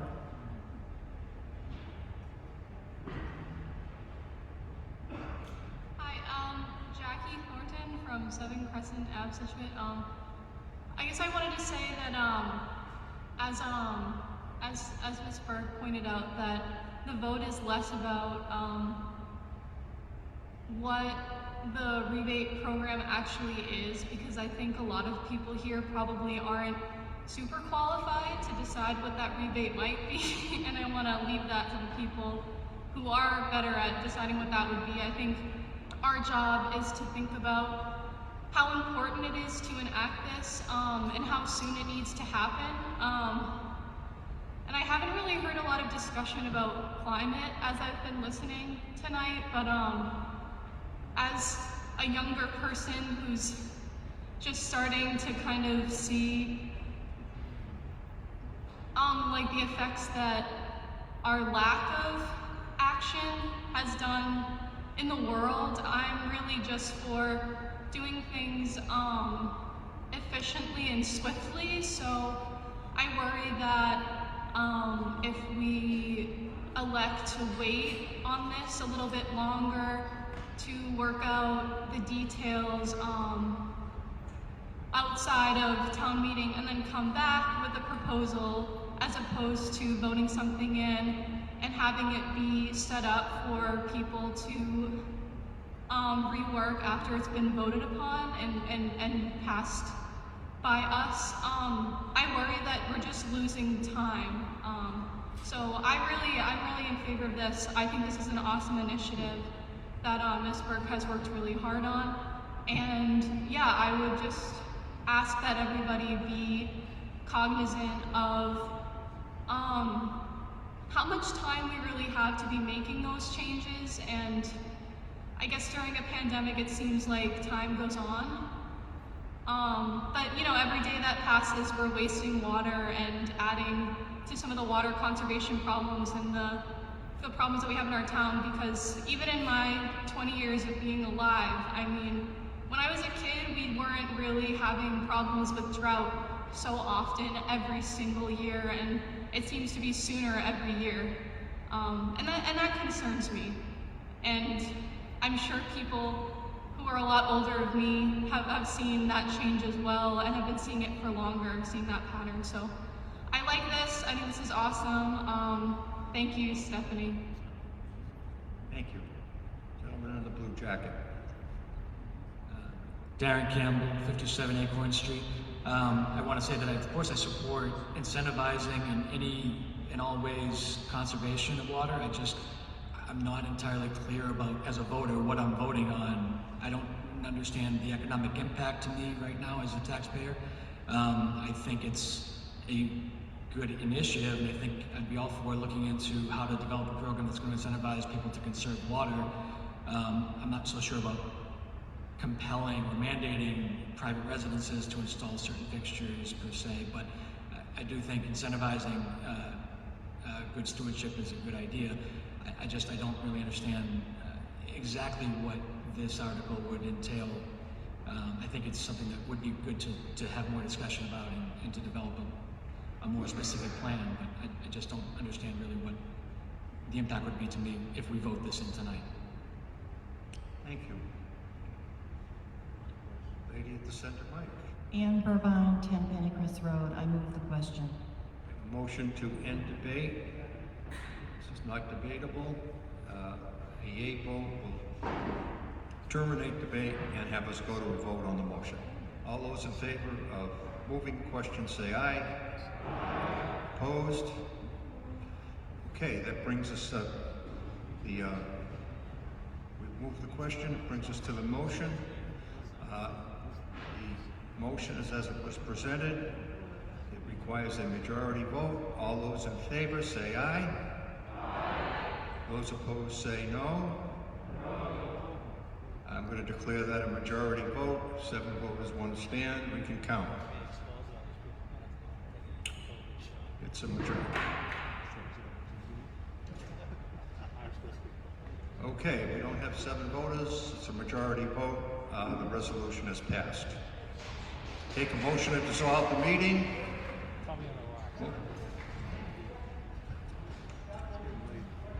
No, we moved the question and we voted. We voted. Yeah. I think we're all set. Motion to dissolve the meeting. We have a motion to dissolve. All in favor, let's dissolve the meeting. Meeting is dissolved. Thank you.